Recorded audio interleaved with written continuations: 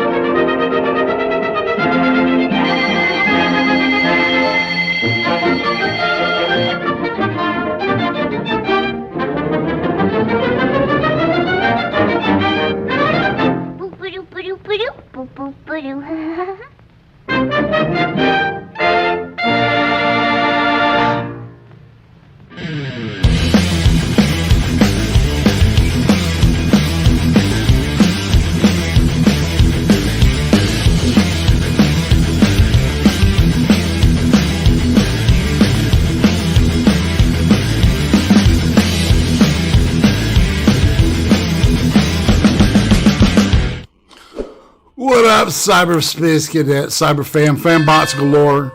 It's IRATE Prostate. It's Sunday, and you know what that means. It's time for some ice cream. And you know, I call it ice cream because most people consider ice cream a treat.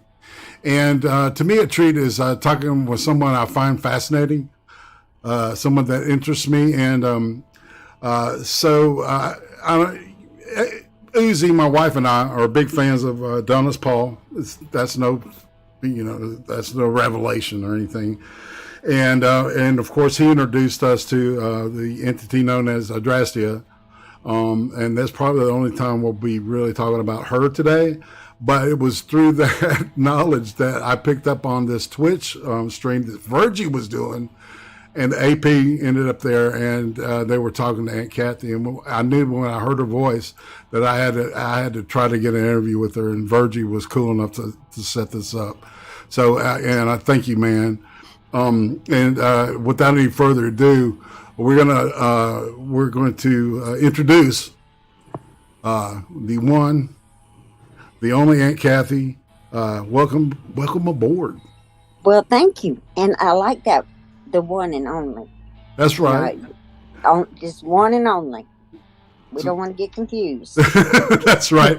And so what I do is I have a group of questions that I'll be asking, and then I've got this new thing where I've got a randomizer question and asker thing, and so we're going to use that too.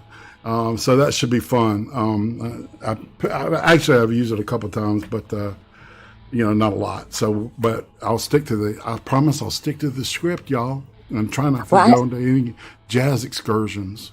Well, I can't promise. I don't promise too much because every once in a while, my brain, if somebody says, "Hey, go right, turn right," I'll go left. As sure as you're sitting there hollering right, I'm going to go left. I can't help it. Well, hey, it is what it is, right? I've been that way all my life. At least you know that. See, that self-awareness is very important. I think. Yeah, my legs know it too because I got a lot of switching for going left when I was going to go right. I know. Oh my God, we've got a lot in common. It's like so did you get the switch off the back of the legs, or did you get the butt switching? Well, it depended on who got me. If my mama got me, she liked to get a hold of you so you couldn't get away, and she'd switch you all, both back side, front side, all around, and all up everywhere. And your best thing is not to duck, because if you go ducking, you're gonna have a switch on your face. So you just kind of got to dance around her while she is switching.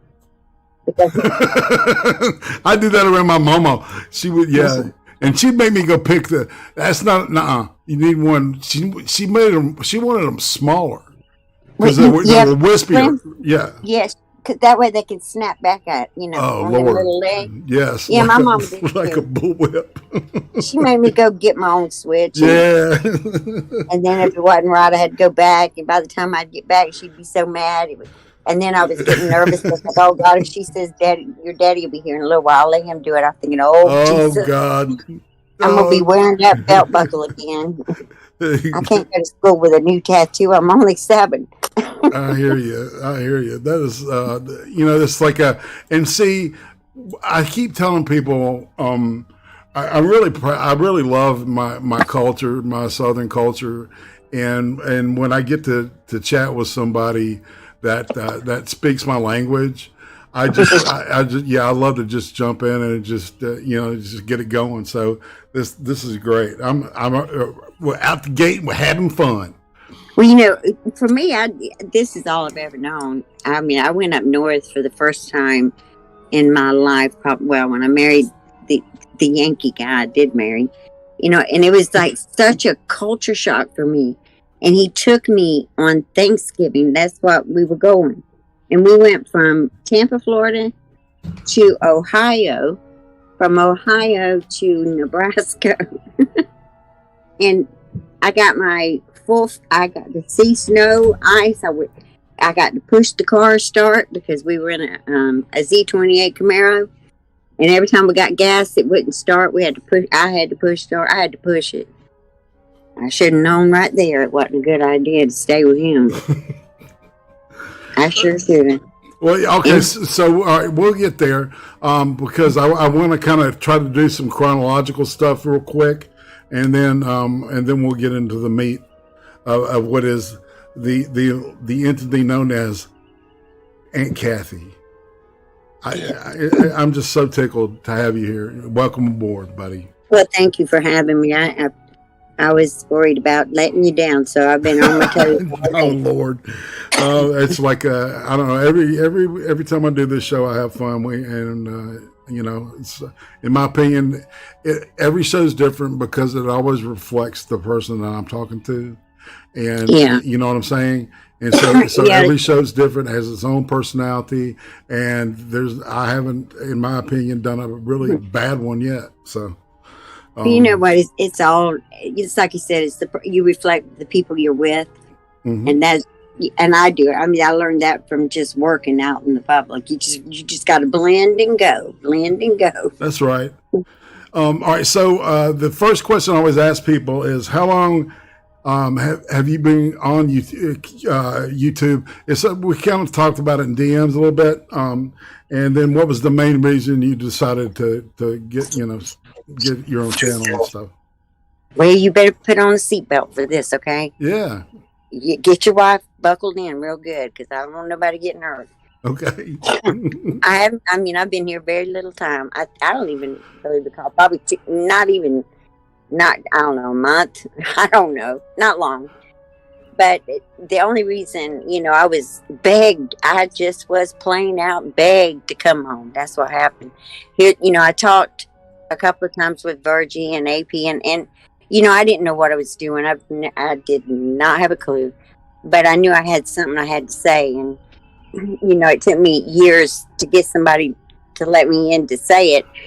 So after they got flagged by this really sweet person, and it just broke my heart because I felt like I did something, that hurt them, like something I'd done wrong. And I kept, it really bothered me.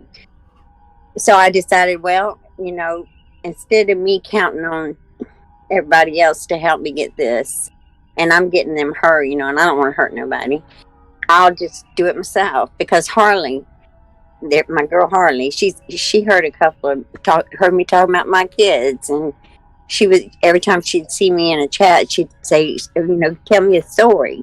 So that's why I called it Aunt Cathy's Storytime. That's right. Okay, that makes sense. That's awesome. Because she wanted a story, and I thought, well, I'll be able to give her a story. I didn't know I was going to be kept pretty busy like I've been. It's rough to be like, of anteater, what do they call them? Anteaters that eat. Yeah. You know what? I think I know what I'm talking about. I don't know. But forget the anteater. I'm a lie eater. I have to get them lies and get them curled back out right, and then put them back out there. And I didn't have time for too many stories. Right. So, but today I seem to be getting a break, so I'm really kind of excited about that. All right. So, so when you watch YouTube, what kind of stuff do you watch? Oh Lord, y'all stay buckled in for this. Well, but my experience with YouTube was, I recently, I'm not working no more, and I took an early retirement, as early as they'd let you anyway. Social Security, which ain't that young to begin with. But anyway, I decided, and I've been trying to fill my time and keep myself busy. So I've been getting out of my normal, let me tell you. Because I want my grandkids to know that they're never going to be too old to try and learn something. So everything I have tried lately, like dragging cedar trees up a hill and making shelves, I had to get some lessons, and I had to go to YouTube to do that. So I would look up videos on, how to sand a board, how to sand it and fix it without equipment, basically. I can't build a sawmill, for God's sake. I'm just figuring out there was a dead tree out there. So that was my whole thing about YouTube. It's my little how-to. But now that I'm on here, I do kind of just rotate between, and they're like my boys. They are my boys. They really are like my boys. They remind me of mine, between Virgie and AP, and I adore that man. I just think he's got this way about him that I like.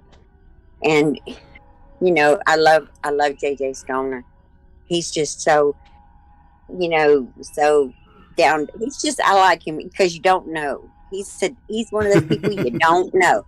So he intrigues me enough that every once in a while I'll get in there just to watch to see if I can know, because I don't like not knowing. He's mysterious. Yeah. And there's no YouTube video that says how to read JJ Stoner. There isn't one. I looked. I just enjoy them. They make me laugh, and and then I start, when Virgie talked about you, and then I ask around, and people said you were a good guy. So, I've been watching you, and what I do is when I hear people talk, there'll be one word or maybe a sentence that they will say that just touches my heart, and then I can feel like they are good or they're not. And I go with that. If I feel a little light in a word or whatever it is they say, then I know I'm going to be okay. So that's what I do. And of course, I have to watch, I have to hear what I'm being called today. I can't do it every day, but, I do try to check in. After I hear the new words I look them up to see if I can come up with some kind of definition for myself. Right. It's like we were talking about the term aunt. See, down in the South, we say aunt. We don't say aunt. Right. Right. That's a different thing. And it's when when it became like when it hit the vernacular, and everybody, like when you watch TV, even they say aunt now. When they didn't used to. It's like we still say aunt down here. That's why I say Aunt Cathy. So yeah, that it's kind of strange, but I really don't pay it no mind because I don't really go to too many places. I can call myself whatever I want, but it's different how that was. The first time I heard a different way, it was kind of surprising. It was like when I heard a couch was also called a Davenport. Oh wow. That took me for a while. That took me a long time to figure out. Right, my mom, my wife's mom, was talking about a chifforobe, and I can't remember what that's supposed to be, but what? A chifforobe? Yeah, that's it's almost like a cabinet. Cabinet closet thing. Put things in, like I would probably put snacks in it or something, but I don't know what you put in it. You get my idea? Yeah. Okay. All right. Yeah. And a Davenport up north, that's a plain old couch. They sent me on a wild goose chase looking for somebody's purse on the Davenport. And I wandered around for the longest time, and finally I was about to cry. And I told my husband, I said, I don't know what that is, to go find it, to find her purse. And they thought it was funny, but honestly, I didn't think it was too funny. I hear you. You were upset. It sounds like you were upset. I was. Well, after about an hour looking, I was upset. After I walked around, said Davenport for about an hour. Nice. All right. So here's one of my favorite questions to ask, because is there a food from your childhood that you hated, but now as an adult you love it? You like it? I've heard you ask that, and I was thinking I'm gonna have to think about that, because I don't want to say something I don't like, and I have to call you back and tell you to correct it. It was squash. Mm-hmm. I would not eat squash for nothing. But now as an adult, I want it. I love it. And salmon. I wouldn't eat salmon. And I love it. Yeah, we love squash too. I love squash. Summer squash. Yes, ma'am. We got to be correct on that. That's right. It's the yellow squash, y'all. Yes. Yeah, we call it the summer squash, not the big old weird looking things that some people just put out there, and I'm shocked. I don't know what it is. And they look like gourds and stuff, So, yeah, and they got hard shells on the outside. And it's like, yeah. Anything I got to beat up to get into, I don't want it. Have you ever seen a spaghetti squash? Yes, I have. Just recently, actually. I thought I was getting real squash. It's the weirdest thing, you open it up and it's actually like spaghetti. I know it was stringy, but it was rough for me. I mean, when I say I want squash, well, I know what I'm talking about. I figured everybody in the world knew what I was talking about, but obviously not. Well, yeah, Adonis Paul had said, yeah, he didn't eat salmon either as a kid because it was pink and he thought it was raw. So that's fair. That's a fair assumption, I think. It was butter beans for me. I love butter beans. Yeah, you like fried squash? I mean, fried okra. I do. I do. Oh, yeah. Fried okra, cornbread.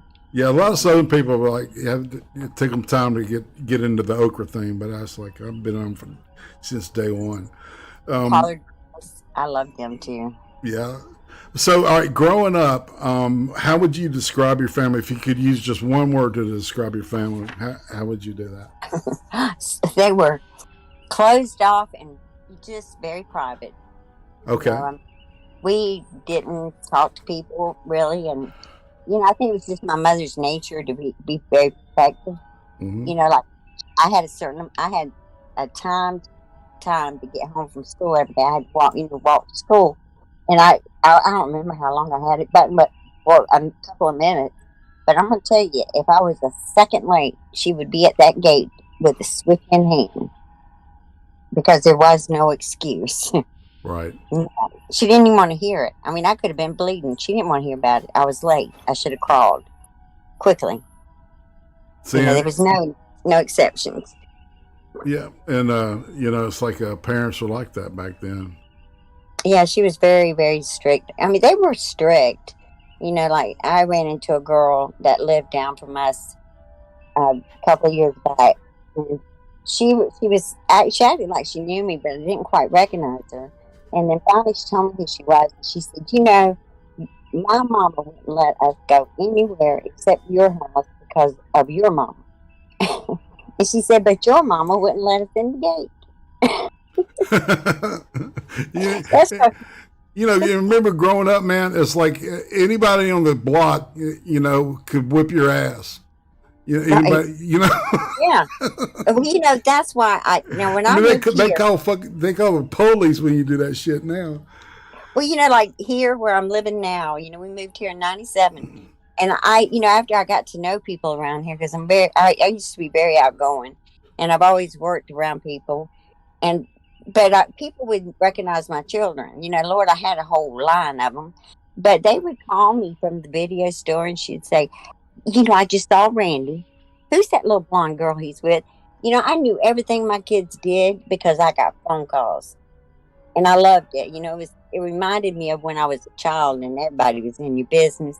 And it was so, my kids, they had no idea most of the time how I even knew, what they were doing.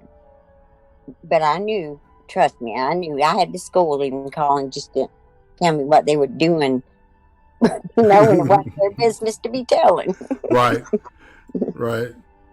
It's like, Mama, what? Stevie Potter's mama beat me because you messed up, son. Yeah, and get in here because you're about to get it again. Exactly. You're going to learn today, boy. You're going to learn today.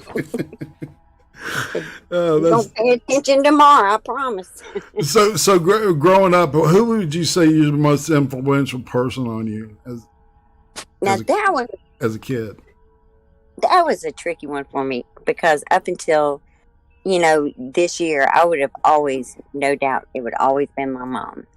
But I realized recently, she was a mom, and no mom is perfect. And I've been dealing with,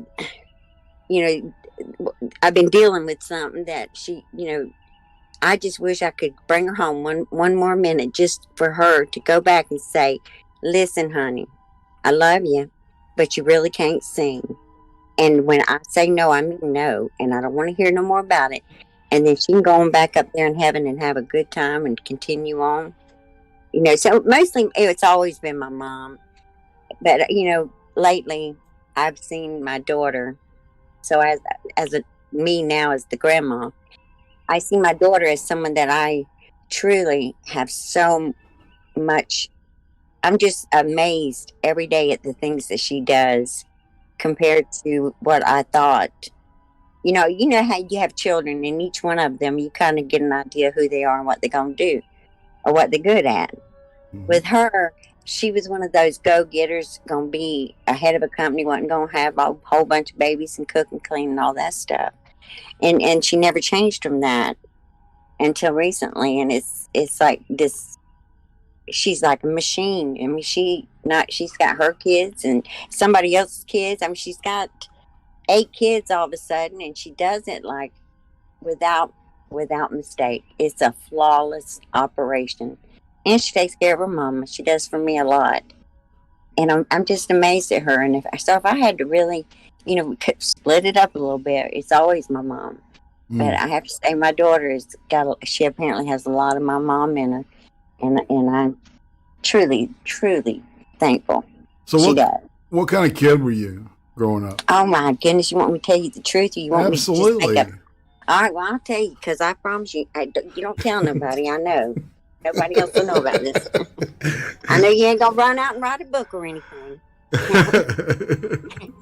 I was a sweet little girl, but there's a bit. But I was a little like I mean, I had sweetness just oozing out everywhere. Let me tell you.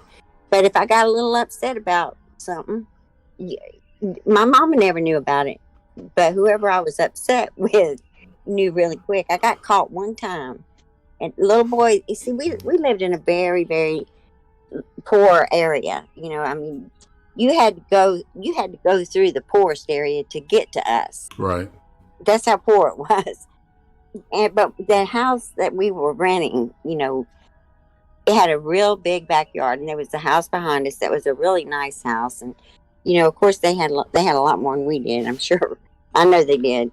They were it was off a little bit from us, but their little boy would come out every single day and eat ice cream out there at the fence where I was skipping rope. And he would just kind of just show it to me. And I'm going to tell you something. I usually don't bother that kind of stuff. But one day I was out there just skipping, and I just looked at him so sweet. And I got him to put his little ice cream hands through the fence. And I want you to know, I tied him up and tied him to a tree. And I skipped on in the house, washed my hands, ate dinner, helped wash dishes, and then the knock on the door. And guess who it was? It was his mom and daddy. And my poor mom was just standing there. Now, y'all are mistaken, because my Cathy, she would not do that. But she never directly asked me. So I didn't lie, but I never confessed until right, it was her last couple of weeks on this earth. I thought, I got to clear this up. And I said, Mom, you remember the little neighbor boy? She's like, yes, I couldn't believe they did that. Come over there and made me and your daddy. We knew you wouldn't do nothing like that. I was like, Mom, I did it. I did it. I really did it. I tied him up and I skipped on in and ate pork chops and mashed potatoes. And his ice cream melted. Well, how did she respond after all those years? Well, thank God she was in ICU and she couldn't get up and get me. But I didn't. I waited on the right opportunity. I hear you. You had a captive audience, man.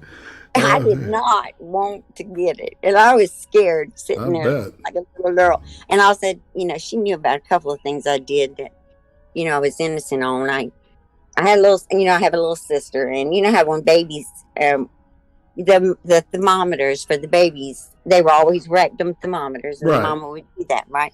Well, my little sister was sick. She was a baby. And then, my mom had to take her temperature. And, oh, God, I saw the whole thing. Well, the next day, and the baby orange aspirins taste so good. Well, I had to play doctor. I ate them, too. They're good. They're so good. But if you get caught by the neighbor kid, you have to share them. So in order to share them so you don't get a butt whooping, you got to play doctors. Well, I had to take his temperature, and all I had was a little stick. But I gave him baby aspirins, and he had to go to the hospital. Oh, Lord. Yes. I don't know if he ever forgave me.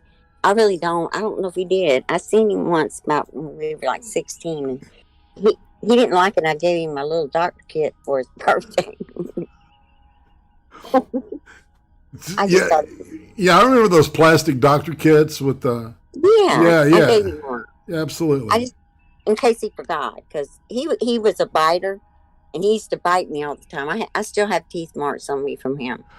Well, all right, so how many kids were there in your family, and what's the birth order?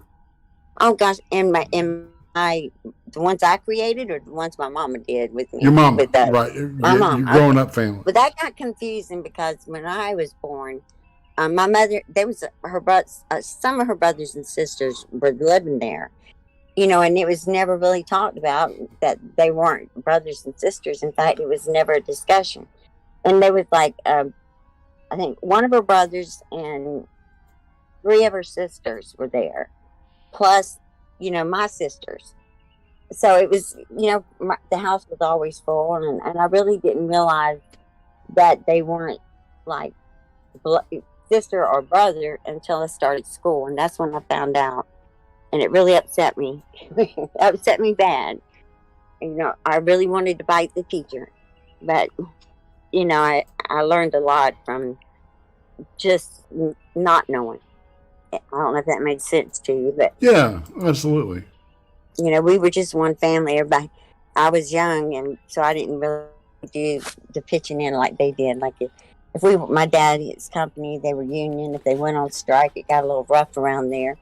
And they would, they were just like a well-oiled machine. They all would go do what they had to do to buy a bag of beans so we'd have dinner. and we all sat together, and we never thought nothing about it, and nobody complained. I don't know if that's because out of fear, but nobody complained. Right. But I know didn't really think, and that's what I took into my own life is, I didn't want my children raised around labels or to be separated and one be treated different than the other, simply because of birth order or, I didn't want that. But in our house, including them, it was, they were, my oldest sister was 12 years older than I am. And then the rest of them were older than her. And then myself, and then when I was like 3, my younger sister was born. So I was like I was right before the baby. Which So made me more rebellious. all right, so all right, so what about, so is there a holiday or a time of year that puts you in a special festive mood? Well, it depends on how many children are living here. If Santa Claus is coming, then that's not my favorite no more. But if we're just, I'll go with like just ones like Easter where you eat and, that and you let them just chase them eggs all over the place. So I don't know. Back when my children were younger, it really was Christmas always, but it was so stressful, that, there was so many times I just wish we could just eat and let it go. Just leave it alone. Just let it go. Who started all this? Because I always had a lot. I always had more than I had, or, I would never turn nobody away. So it was always pretty stressful trying to make sure everybody got treated equal. But I guess it has to be Easter. I mean Christmas, because I've always been really fanatic about that. Nice. I mean, I decorate the toilets. All right, I'm looking at my thing. So if you could go back in time and talk to a little Aunt Cathy at the age of 8, what would you say? I would, that'd be a rough discussion right there because, I think about that a lot. And I think if I could go back to an age before I ever thought about where I would end up, would I even want to be married or have children? And the only reason I would say no is because, I don't care what anybody tells you, loving someone is it hurts. It hurts bad. Because when they hurt you, you hurt. And they're a part of you. If I could go back and get through it without breaking myself, because family is all I ever wanted. Creating the family that I have is all I wanted. I mean, I could see it when I went to sleep at night. I didn't want to be anything other than what I am now. So it would be hard not to do. I would probably be inclined to go down that path anyway. But I would probably tell myself to think about it a little bit hard, because when you love someone, you can lose them. And that's the most painful thing in the world. So maybe it's better not to love at all. So I'll probably have a good chat with her. But I still think she would have chose the same path that we're here now. All right, so you kind of alluded to what were you like in elementary and middle school? What? I was real shy, actually. I was, like I said, I was real sweet, to most people. For the outward, if you looked at me, I was a pretty sweet kid, and I was sweet until you upset me about something. But you had to be a kid equal to me, Right. But, I was real shy, real quiet, and I stayed that way until 6th grade. To me, I was like one of those little wallflowers in the back, and I liked it like that until I met this girl named Julie. And she was the most popular girl and the cutest girl, and she's always wanting to trade clothes with me in the locker. And she kept telling me, I don't know why you're so quiet. Come on, because that's when you get where you're looking at the boys, and when your daddy wants to kill you. She was like, come on, we'll be good together. She got me out of a lot of that, because I guess I didn't really, I didn't think that she would want to be hanging around the wallflower, the quiet one at that. But once I got out of my little shy thing, I ain't shut up since. I haven't. I talk to myself. All right, so what about, as a little kid, what was the craziest thing you ever did? And you look back on it and you go, my God, I can't believe I lived through that, or I, survived it. Well, besides the kid in the fence and the doctor thing we played, and me digging a hole trying to see if I could find that Satan so I could pull him up out of the ground. And I think I wanted him to get somebody.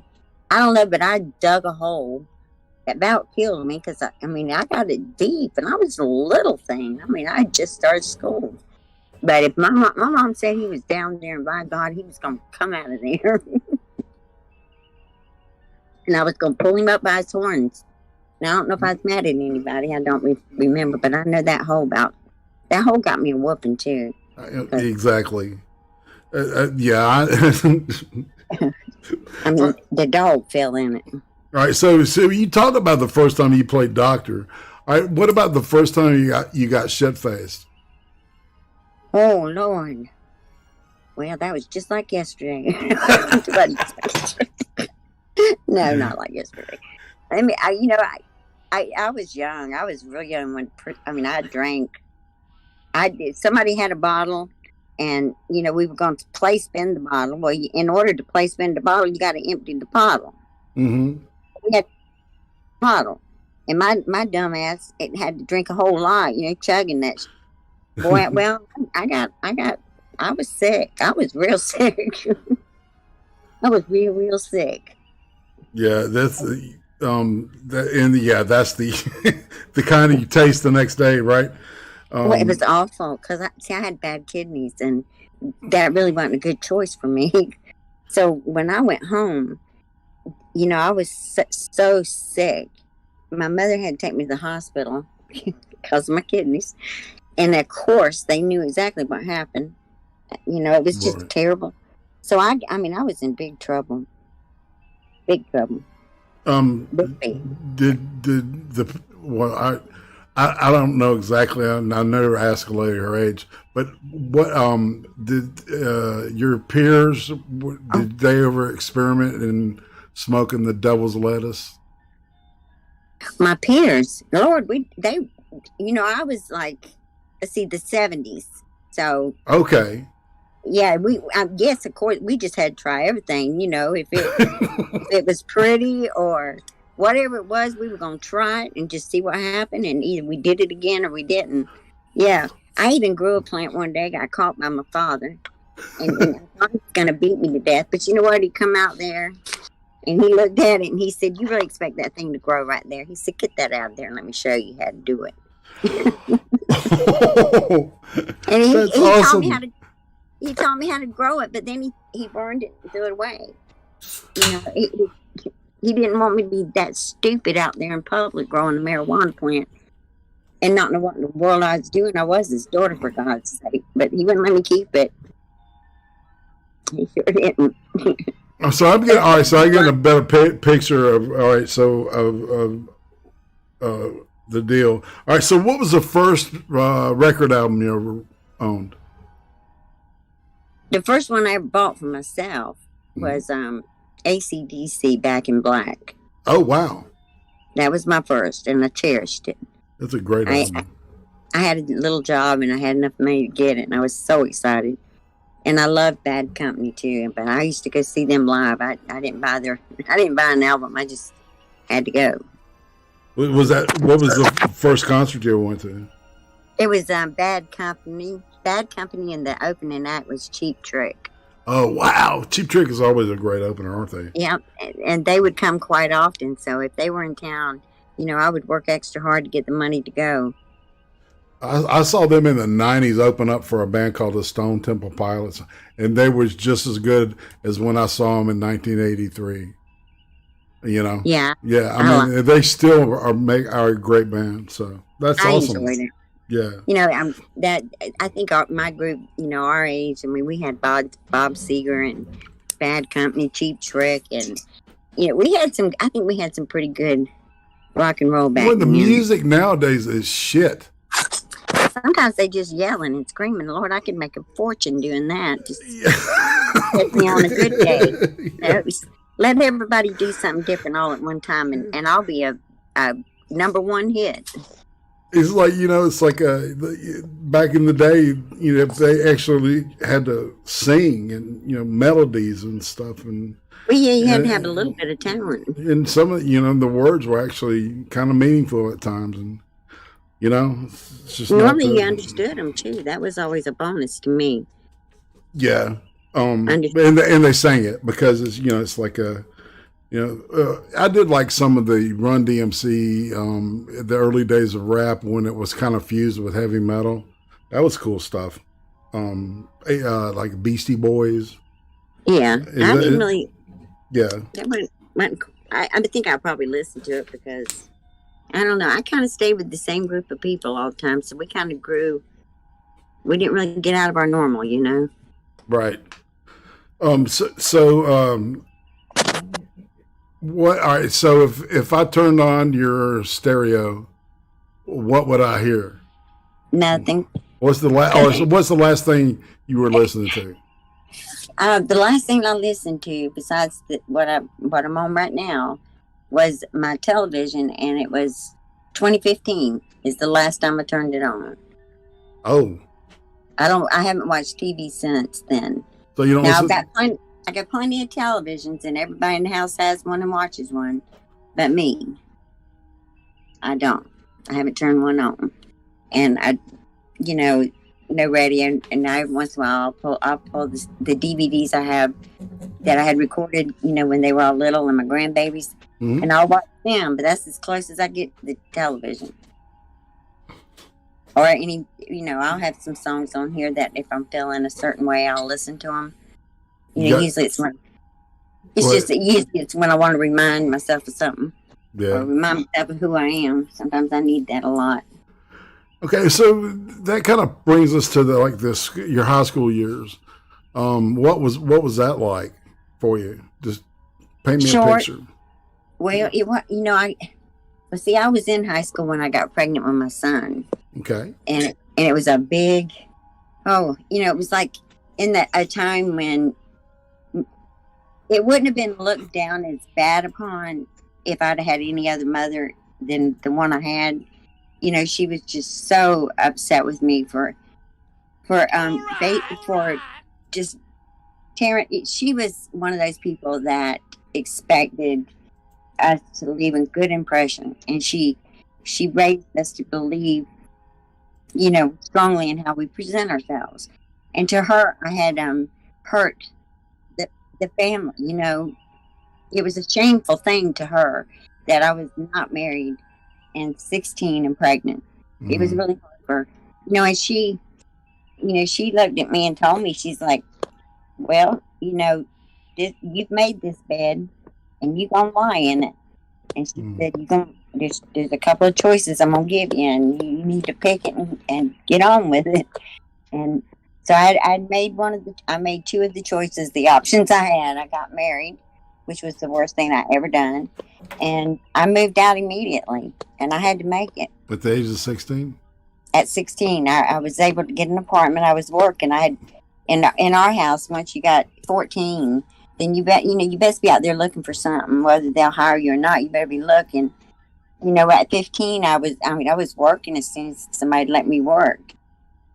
So I was working the Burger King and Wendy's when I was pregnant, and paying a little bit of rent every month, and married to someone I didn't really need to be married to, but that was my choices. So I took my options and did my business. I was hungry. Lord, I'd go to the supermarket just to stare at the grapes. I was so hungry. I like that phrase. All right, I need to interrupt briefly. True Wolf 9 donates $3 and says, "Bad Company by Bad Company could be the theme song for our little internet group." Indeed. I like it. Indeed. I love it, actually. That'd be a good name for a show, man. It would be. Ain't nothing better than Bad Company. You have more fun that way. Till the day I die, like the song says. Yeah, you just play like hell, and then at night you better don't forget what you done that day. You got to get it right, and then go on to sleep. And tomorrow's a whole new day if you make it. Yeah, and it's interesting. The closer you get to the exit door, I don't know about you, but me, the older I get my age, it's like I'm more secure in who I am, and it's like you know, um, I'm out of, as they say in the vernacular, they say I'm all out of fucks right now to give people. You know what I'm saying? Yeah, I think about I'm kind of getting everything in order, because just a feeling, but like I've been feeling this need to get things done, and that's what I've been doing is trying to wrap up some things that that I need to get done. That's important to me, and I think about that all the time, and I'm gonna tell you the truth, whether y'all want to hear it or not. The closer I probably get to the end of my day, and days, I mean days, not day. Uh, I find it even harder every day to maintain some form of like not just unleashing the beast from hell. I struggle more and more now than I ever did in my life. I have to rein it back in, tie it up, and put it down for a minute and talk to it. And then I'm like, look, you can't mess up now. You too close to the end. You ain't got time to be on your knees for 2 or 3 days trying to get forgiveness for blowing your top. So just calm down. But I know the closer I'm getting, it's like I'm getting a little bit more pushed. So, what religion were you raised in? Well, that's interesting because, my mother was raised Baptist. My father was raised in the old Pentecostal. Unfortunately, we lived like there was a house next to us, and next to that was a Methodist church. Mm. My parents worked, both of them worked 2 jobs and 3 at times, all the time. So they would allow me to walk to the church on Sunday morning and whenever the church was open by myself, as long as somebody in the house knew I was going. And that's what I would do. So, I heard the Methodist, and I'd have my mom at the Baptist, and then my poor daddy, he was the one that was out there. He didn't like he didn't want us wearing pants. We couldn't cut our hair, so it was always a kind of a religious struggle as far as the structure of each religion. It was like you can't do this and you can't do that, and I never really understood it. But as I got older, I just kind of ventured around and went around to a lot of different places to see where I thought I belonged. Yeah, and I think everybody goes on that spiritual journey, especially like in your 20s. I don't know, that was true for me. All right, so we're at the point of all right. So, you kind of touched on your first husband. What was that marriage like, and how many times have you been married? If you don't mind me asking. A few. I married one twice. If you really want to know. That's awesome. One of them twice. He was the one I'm married to now. See, I was always guarded, very guarded. I mean, that first marriage would have been enough for me never to have gotten married again. But I was not. Was there anything specific about it that? Well, yeah, he was trying to kill me all the time, and he thought, I was 2 years younger than him, and I was kind of popular back then, like just a little, and it was like every time I was so pregnant, it was unbelievable. I mean, I looked like a whale about to have 14 babies at one time. He just thought, I don't know what he thought, but he was just jealous all the time, and it was like, instead of being a partner to him, which neither one of us really understood that concept, I was like property. You can't do that because people know that we're married. You can't even go in the store. All right. So what was it about him that turned you on and you were attracted to him? He had the most beautiful eyes I'd ever seen, but little did I know he had beautiful eyes. Yeah, were they blue, green, brown? They were green. They were green with brown specks in them, and they were just like marbles. Like right. They were fascinating. They were almost hypnotizing. So I'm going with hypnotizing. What kind of car did he drive? Shit, I don't know. Probably mine. I don't know. Some girls, they tend to go for the bad boys that treat them like shit, and then they get their heads together and they move on to some other dude. But I think I had the car. I had to work for it, of course, but we loved cars when I was growing up. That was just, we loved cars, and I still do love the old muscle cars. Me too. And, so I think he might have been the one wanting to get in my car. I'm pretty sure we were in my car. Even today I struggle with letting somebody take over for me. You don't take me nowhere, I'll take you. Come on. I understand that totally.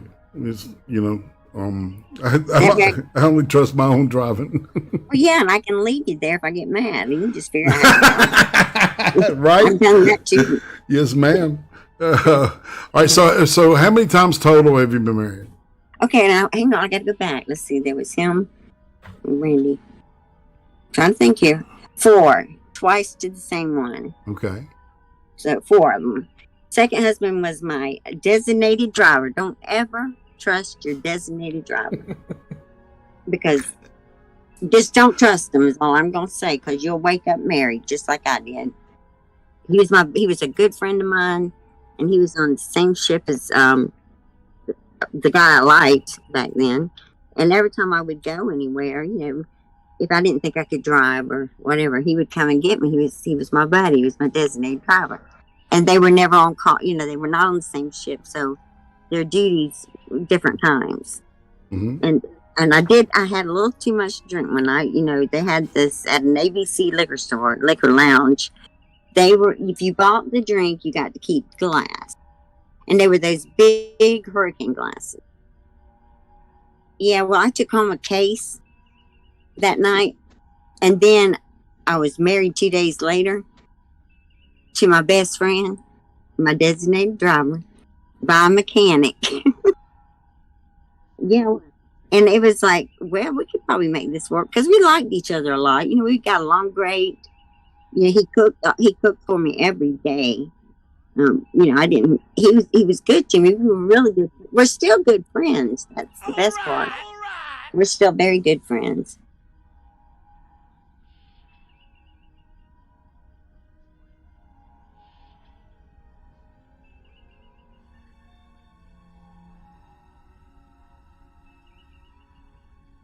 Oh.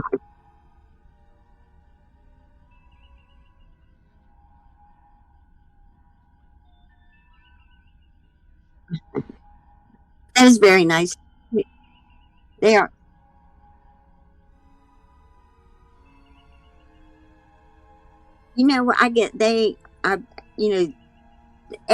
Almost every single one. If there was 100%, 98% of the people have inspired me, and they've.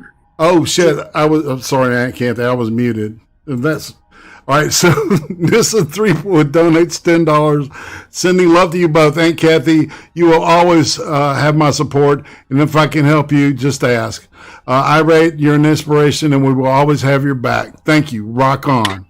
Thank you. And I said I'm doing the Dio. It's not devil horns, but it is. It's an Italian thing to ward off evil. So isn't that nice?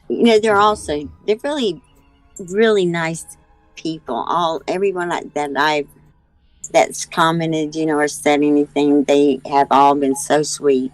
I think I've only had 2 people that were a little negative. Well, what one of them I thought was, but really wasn't, and it actually made me look at myself a little bit, because I'm in a whole different world, and I didn't realize that what I put is what they're going to perceive, and was that what I really wanted to take from that? So one of them was a very big benefit to me, and I'm glad she didn't leave, and she still sends little comments that makes me smile. So, it's like, now 2 of them were just being plain hateful, and that's okay. I don't mind. I mean, Lord, I beat children for less than that. Or ground them. I don't hit them. I just say that, but y'all don't know that. But I ain't never hit one. I'll call them all in here, let them line up, and you can ask. I punish unusual. I punish according to the crime. That's fair. Well, that's fair. All right. So, all right. What about so is husband? So is that husband 3 and 4 now? Yeah, Still three, born? yeah, three. It could be five if you know, we might have to do something soon just to change it up a little bit. We might have to do it again. We're kind of getting tired of each other. Uh-oh. Well, Uh-oh. it's a whole new world for us. I'm a little worried about his retirement. I'm okay with mine. I don't know about when he stays home. I don't know. It's going to be scary. I mean, we've never been alone. I think, no, that's a lie. We were alone one time for 3 months. Because when he married me, I had children. Mm-hmm. There was never, there was 1 3-month time that we actually were in our home, just the two of us for 3 months and no one else living here. And it was so quiet. It was almost depressing. It was so depressing. I just didn't like it. So I'm worried about the whole retirement thing. Well, all right. So, what about you? What about your children? How many do you have? You want me to really seriously count them? Okay. Yes, ma'am. Okay, I can do. I can do this. I think you can. I've got confidence. I think I can do. I got this. Now I've lost a little sense in the last couple of years, but I got this one. Okay. Well, I see. I have.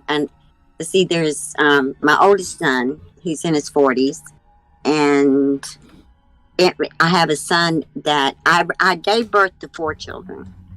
Yeah. Let me wait a minute now. See, and Sarah, I gave birth to 4 of them, and then I got one that came. He came to us when he was like 6 years old, because he was in school with my son, my oldest son. So when he came pretty quickly from after Brett and I got married, you know, he kind of came in with the wedding, but he's in between the oldest one, and then him, and then my oldest daughter, and then I had 2 kind of a little apart from the rest of them, and one boy and 1 girl. Sarah's my girl; she's my baby, and then my little ray of sunshine is the next from her. And he's like, I don't know, 5 years younger than the first group. So it was interesting. But the ones that came in, you know, so you know what? Here's what my husband used to come home, and he's just I just can't even explain him. But he'd go to work, and they would laugh at him, and they would say, "Hey, Brett, how many kids you got today?" And he would tell them all the time, "Look, guys, I don't know how many children I got. I'll find out when I get home and count dinner plates. Then I can call and tell you how many children we got today. I'll count how many plates are out, and I'll know how many we got, and I'll give you a call back." Because he couldn't even answer. Right. All right. So you had like your first baby with your first husband. And my daughter. Well, she came. Okay. That was the end of that. But you know, when I was carrying her, you know, I finally got enough strength I got enough courage, let me say, to get away from him. And it was the scariest day of my life. And I knew one of us, you know, I had already set my mind up for it. And I thought, well, today's the day. One of us is not coming out of here, or I'm going to get out of here, and I'm not looking back. And it was right after my daughter was born. She was just like 2 weeks old. And I was sitting there waiting, because I knew he was going to come home, and it wasn't going to be nice because he was drinking all the time. And I wasn't going to take it no more. And when he came in, I had my babies kind of bundled up and ready to go, but they were hid, you know, they were hid in the corner, and I was waiting on it. And then he came in, he asked me if I got the mail out of the box that day, because I had to go downstairs on the porch to get it. I wasn't allowed to get the mail because, by God, I could have ran into the mailman or something. And I said I did get the mail. You know, he had cut me off from my family. But I was like, no, I was calm, because I don't want nobody to hit me unless I can't avoid it. And, you know, he started on me, but this time I was ready. You remember those big clock radios, the old ones that were heavy? Oh, yeah. You know what I'm talking about. They were big and they were heavy. Yeah. I was next to that. I had planned it. I knew what I was going to do. And I snatched that cord, and I started swinging that clock radio over my head. And I broke a couple of his ribs, and he backed off and he got on the couch, and because he was drunk too, but he's laying there, and I seen him laying there, and I thought, now is he gonna come after me? I mean, how long am I gonna have to run?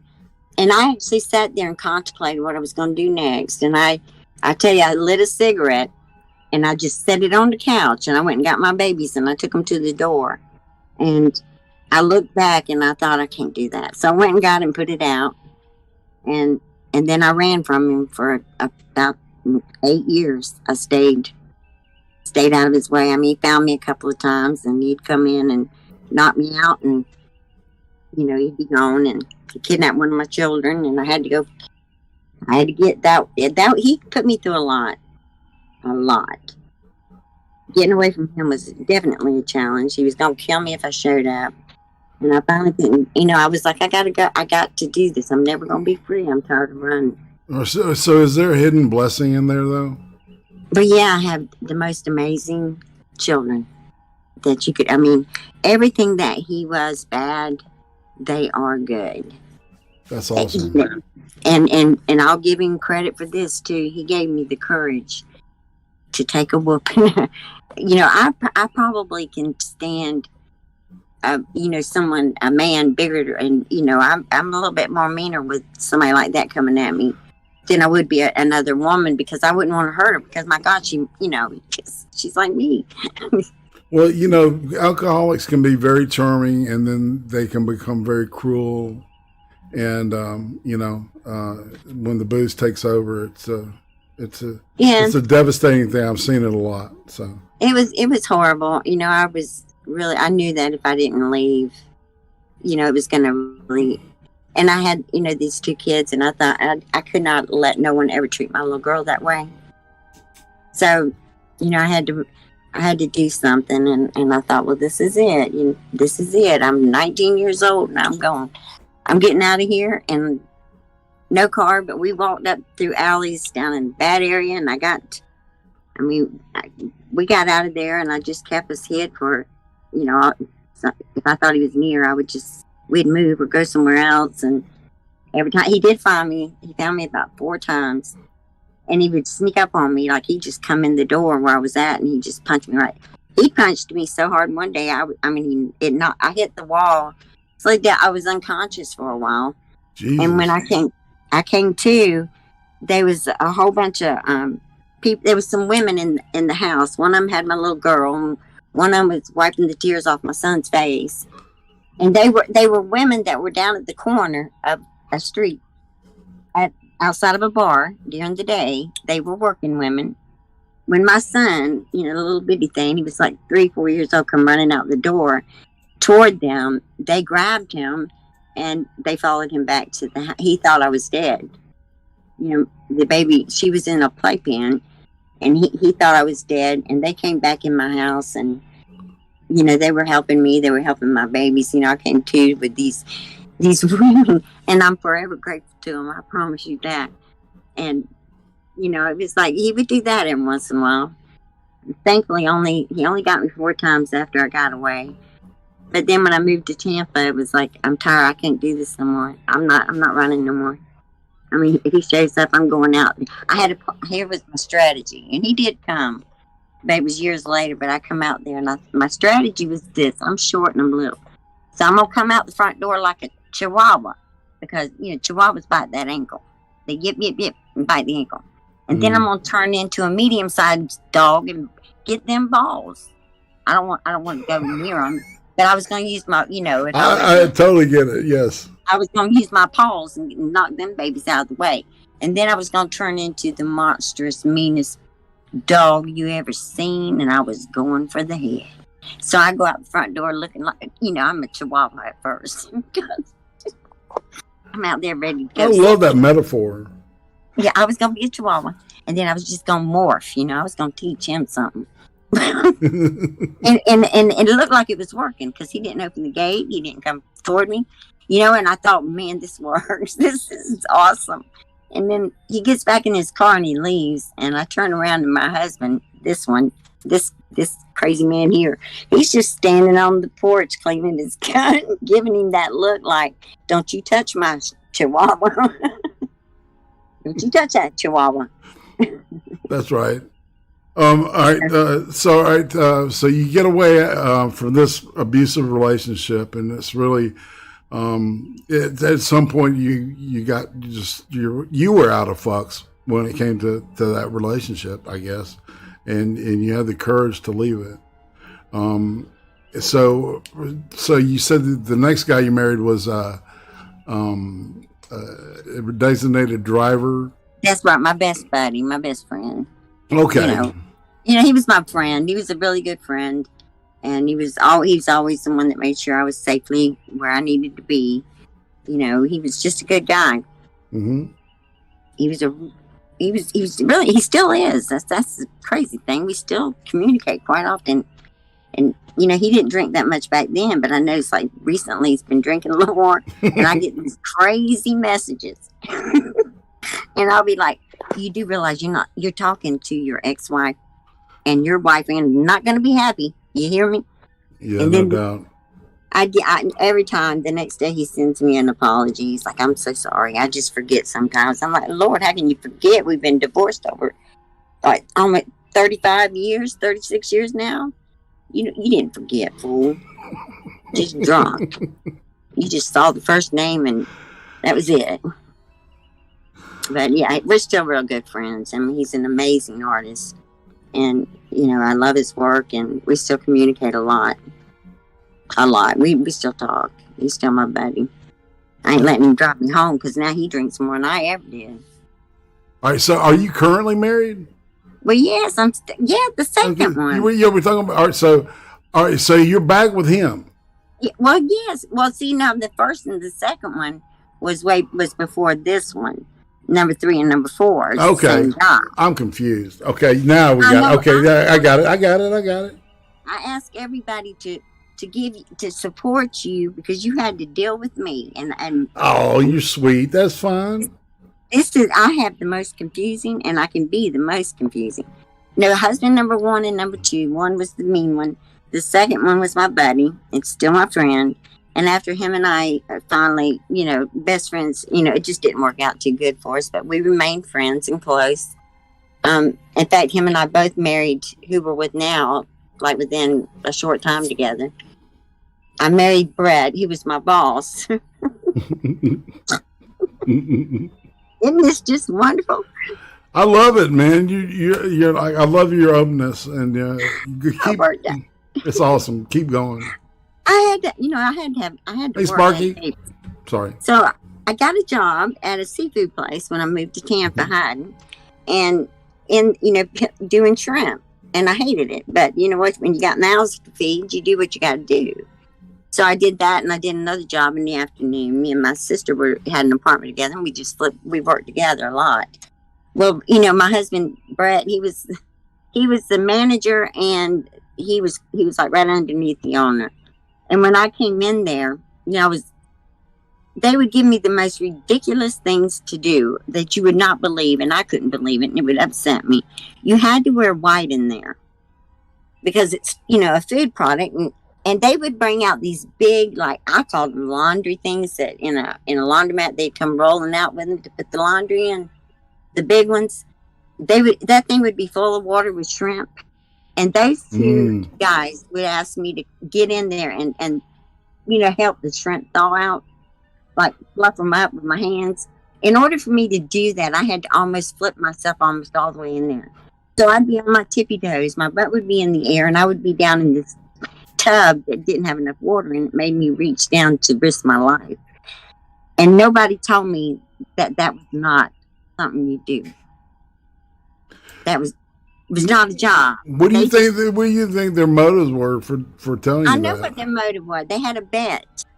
They had a bet on who, because I was kind of tough. You know, I wasn't going to play this. I wasn't going to play no more. I was done. They had a bet on who was going to take me out first. And, you know, the owner, I just get irritated, you know. Don't think just because you own the place, you're taking me anywhere, because I had that kind of attitude. And my husband, he did the same thing every day for a long time. Can I buy you lunch today? And every day I said the same thing. I said, do you see the words, I'm hungry, written on my forehead? He'd say, no. And I said, well, don't ask again until you see it. And he, every day for a long time. And then he thought, well, lunch ain't working. So he came to me. He said, how about this? Let me take you to Palm Beach on a dive trip. You can be a bubble watcher because we're doing a scuba dive. Right. And, you can stay up on the boat. You'll have, he said, I promise I'll get you your own room. I'll get whatever you need if you just go with me. I didn't know at the time that I was the vet and it was imperative that somebody won. I didn't know that. But I went home telling my sister about it, and she had worked there briefly. And she hated him. She said he is the biggest ass I've ever had to work with. And he was real tough. So, at first it was like, no, I'm not doing that. Then he came to me on Wednesday and said, listen, he said, I need, Friday afternoon, I'm going to wait at ABC Lounge until 5:30. If you come, you'll make me very happy. And if you don't, well, I understand. And I was telling my sister about it, and then she got that mean streak because she has it bigger than I do. And she said, well, shit, I'll watch the kids. You go and have fun, and you make that. She called him another name. She said, you just make him just keep his word and just take care of you. Like, don't let him promise you a room and then not do it. So you're not stuck in the room with him all night. And he did. He followed everything. And I got sick on the dive boat and wanted to go back and leave them all out there and let them bob around for 2 or 3 days. I didn't care. I was sick. I wanted to go back to shore. But on the way home, I couldn't. That wasn't my lifestyle. That wasn't. I didn't grow up like that, and I didn't think him and I would ever make it. And after we got back home, I told him, I was like, I think you're from a different place than me. I'm cut off blue jeans, and that you're not. I don't think they allow these in the country club. You're all about them Daisy Dukes, huh? Yeah, I mean, that was not. They cheap. You just cut the jeans. I hear you. I do want to say something to the chat, everybody. I'm sorry I'm not addressing everybody. This is really fascinating. So I appreciate everybody being here and supporting this show. I don't know about y'all, but I'm having a good time. And if you have any questions for Aunt Cathy, you jot them down, and towards the end of the show, I will open up a space where y'all can ask her some questions, okay? Madness, I don't think she's going to know who Barbara for you to see is, okay? So just... tell everybody I said hi. I know they can hear me. They can hear you. You tell them. But I want to tell each one of them hi and how much I appreciate them, even if they want to be mean, they don't be too mean. Because I'll have to think about that one too much. Yeah, they're great. It's a great chat today. It's good stuff.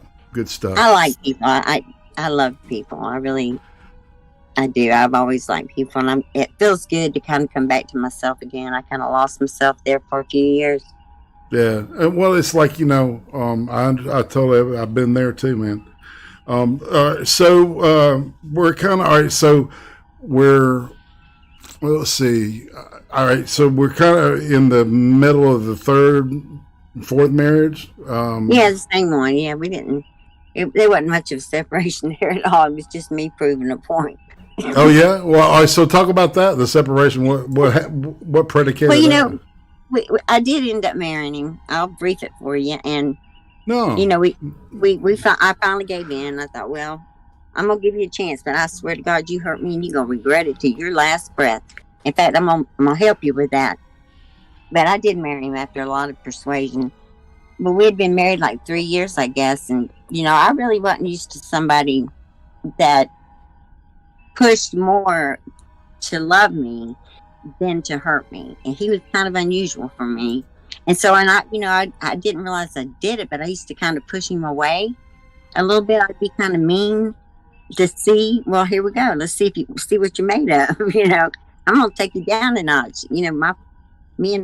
My sword words. I could hurt you, and he wouldn't go, and he wouldn't leave, and he wouldn't lash back, and So then I had to take it to the next level, and I just left a couple of times with my sisters, and and to my surprise, he would come out there and sit in the parking lot, and he started playing a song outside of his car called "You're the Queen of My Double Wide Trailer." I know that song. I've heard it. Yeah, several well, it would times. get me every time, and I'd start laughing and go get in and go home. But it was like he just wouldn't let go, and the more I pushed, the more tighter he held, and I didn't really soften my heart till it took me a long time. But when I left, we had a disagreement one day because I don't even remember actually what it was, but at the point, he was like, "Well, you can't get rid of you can't get a divorce like that." Because I was like, "Oh, you want to bet? I've got to turn it on speed dial, baby. We're gonna put insert name. All I got to do is wipe that last one out and put you in. Bam, done, gone." And I was being mean, and he was like, "Well, then fine, then do it." And I was like, "Fine, I will. I'll see you next week." And damn, I did it. I 1 week, and but he had to apologize. But then we got married again about a month later, so we really didn't want to do that no more. We thought about it, but I don't have no lawyer on speed dial right now. It's been over 30-something years. Lord, I don't think they remember me now. And that was in Florida. I don't know if Georgia's quite that easy, quickly. But in Florida, you can get married by a mechanic and divorced and do all of it, have a honeymoon, have a child all in a week. So it is, as I get older, I don't know about you, but the time gets faster and faster and faster. Hey, Zabale. Just caught that real quick. All right. So, all right. How many children did you have with this, your current? With number 3 and number 4, we had a little girl. Okay. Yeah, that's right. Okay. That makes sense for the age differential between. The one, I've been accused of just multiplying children to come up with that monster child that was going to take on my evilness when I'm gone. Well, you got to try really hard for that, and it's a lot more complicated than anybody thinks. To come up with the proper DNA that's going to take out somebody, you got to really get in there and study hard. So I finally found that perfect combination. Unfortunately, I had. It took Sarah. I finally come up with the right combo. I got the right combination. She can take out my enemies now. I thought that was so funny when I was told that. I was like, well, I guess maybe I did, because I didn't want to have ugly kids. Right. And I didn't want no ugly grandchildren. And not that I won't love them, because I would. But, I used to tell my kids, I said, listen, it's very, very important that you check out everybody before you really get involved with somebody. I mean, date them. But if you think you're really going to like them, you need to be in that photo album, that family album, and you better be looking really hard, and you better get into some biology, because don't you bring home something that I'm going to be scared of and have to go rent a kid, go to the store with it to brag on it. Because I will do that. I will go rent a baby to go with me to be my grandbaby. Then I'll pick up your poor little ugly baby and bring it home. I'll trade the rental for that one. Of course, I wouldn't do that, but I wanted them to be careful. Well, to be honest, though, have you ever really seen a really, really beautiful baby? They're all pretty much ugly, I think. Yeah, most of them are, and I don't. Somebody showing you a picture of their infant, and you're going, "Oh, what a darling kid!" In your head, you're going, "Oh my God, he looks like Chairman Mao." I always had a problem with the whole making up stuff and ass kissing. Just wasn't me, and I got whooped too much for lying. Right. So my mechanism for truth telling was to say it quick, say it sharp, and move on. It'd take them 2 weeks to figure out what I said. So, being in the jobs that I've had, I always had employees coming up to me with their poor little ugly babies. And they like, well, here's my new baby. And I said, well, let me get you some new receiving blankets, because I see that poor baby's head. Or I'd say, oh, well, that is so nice. That's really nice right there. That's a nice nice baby. That's a nice baby. Well, Now cover it up. all right. The chat is reminding me. Hey, I'm not saying anything about anybody that chats babies. Y'all are special. Oh, they're not mad at me. I tell them I have not met their babies. That's right. But No. It was me. I said. But I'll tell you truthfully, I had one that scared me at first, and I thought, oh Lord, he looks like a little. His little eyes were all swelled up, and he looked like a little fat rat. And I was worried about him. I was worried about him a long time. My mama, my aunt told my mama that I had devil ears, and yeah, they scared my mom. I think I have like 60 years.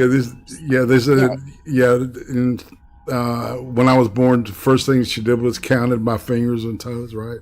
And I don't know. It's just, you reminded me of that.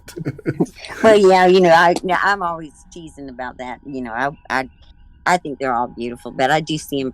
Well, actually, I don't. Now I'm gonna be lying if I say that. I don't think they're all beautiful, but they all can be beautiful because beauty will come from the inside. And so bless someone's heart. I've seen some kids that would scare you at first, but when you got to know them, they're the sweetest, most beautiful children you've ever known. It seems like people who are looking for that outer beauty, they're not realizing that inner beauty is going to outshine anything that's showing on the outside. You mix two of them together, and you got the perfect thing right there. So I do joke about that. That's just something me and my kids they'll laugh at me, because they'll say, "Mom, would you really run a kid to go to the store and call it yours?" Of course, I can't tell them the truth. No, I wouldn't do that, but don't push me on it. Don't bring home no. Don't bring. Just trust me. Don't bring home nothing that's gonna scare the neighbors. Because I don't want that on me. I got enough on me. Y'all heard it. I understand. You've heard all the garbage out there about me. Do you think I can let something like this slide? Like where the neighbors are calling that person saying, "Oh, you're so right. That child looks like a palm tree." I've got enough on me now. I try and knock it off. I didn't need my kids coming in the door with a palm tree or something that looked like the ass end of an elephant. I just didn't need it right then. I told them I can't handle that right now. Y'all gonna have to do right, and pick right, and choose wisely. And remember, I love you anyway. I love you forever and ever, unless there is a line. No, that was just a joke we always had. All right, so I guess all your children are grown right now, right? Well, yeah, they are. They're not. I don't plan on go backwards. So yeah, I'm hoping they stay grown. So what's the most surprising thing you've seen your children do, or a specific child do in their adulthood as adults? Well, Lord, everybody needs to get the pen and paper out because this one's gonna put the icing on my crazy cake. Okay.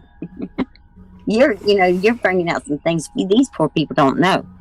Well, that's the whole point of this. This is about you. It's not about who. All right. Well, let me tell you, my oldest son, he is like the class clown forever. I mean, the boy missed his calling. He has always done these little funny things all the time, which had me rolling when I should have been mad. Well, as an adult now.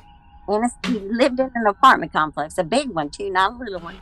And he come over and got the scuba gear one day, because we didn't scuba dive no more. And he took it home and he had a little party, a little drinking party. And he put on the scuba gear and the oxygen tanks and the mask. Hold on one second. I'm sorry to interrupt. True Wolf donated 7 minutes ago, and I forgot to read it.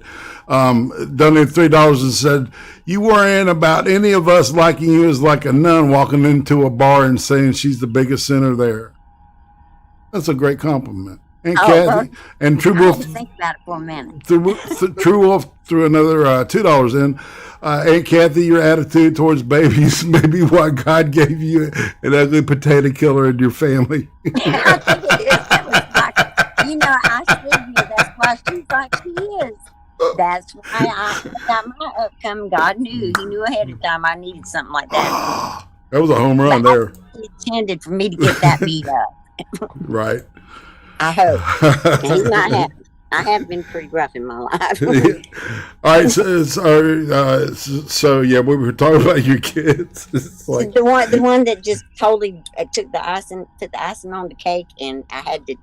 He put on the scuba gear, all the full gear. I'm talking the things, flippers and everything, mask, oxygen, and starts going through the apartment complex as scuba in, and I get a call from the sheriff's department. And they were like, just come and get him.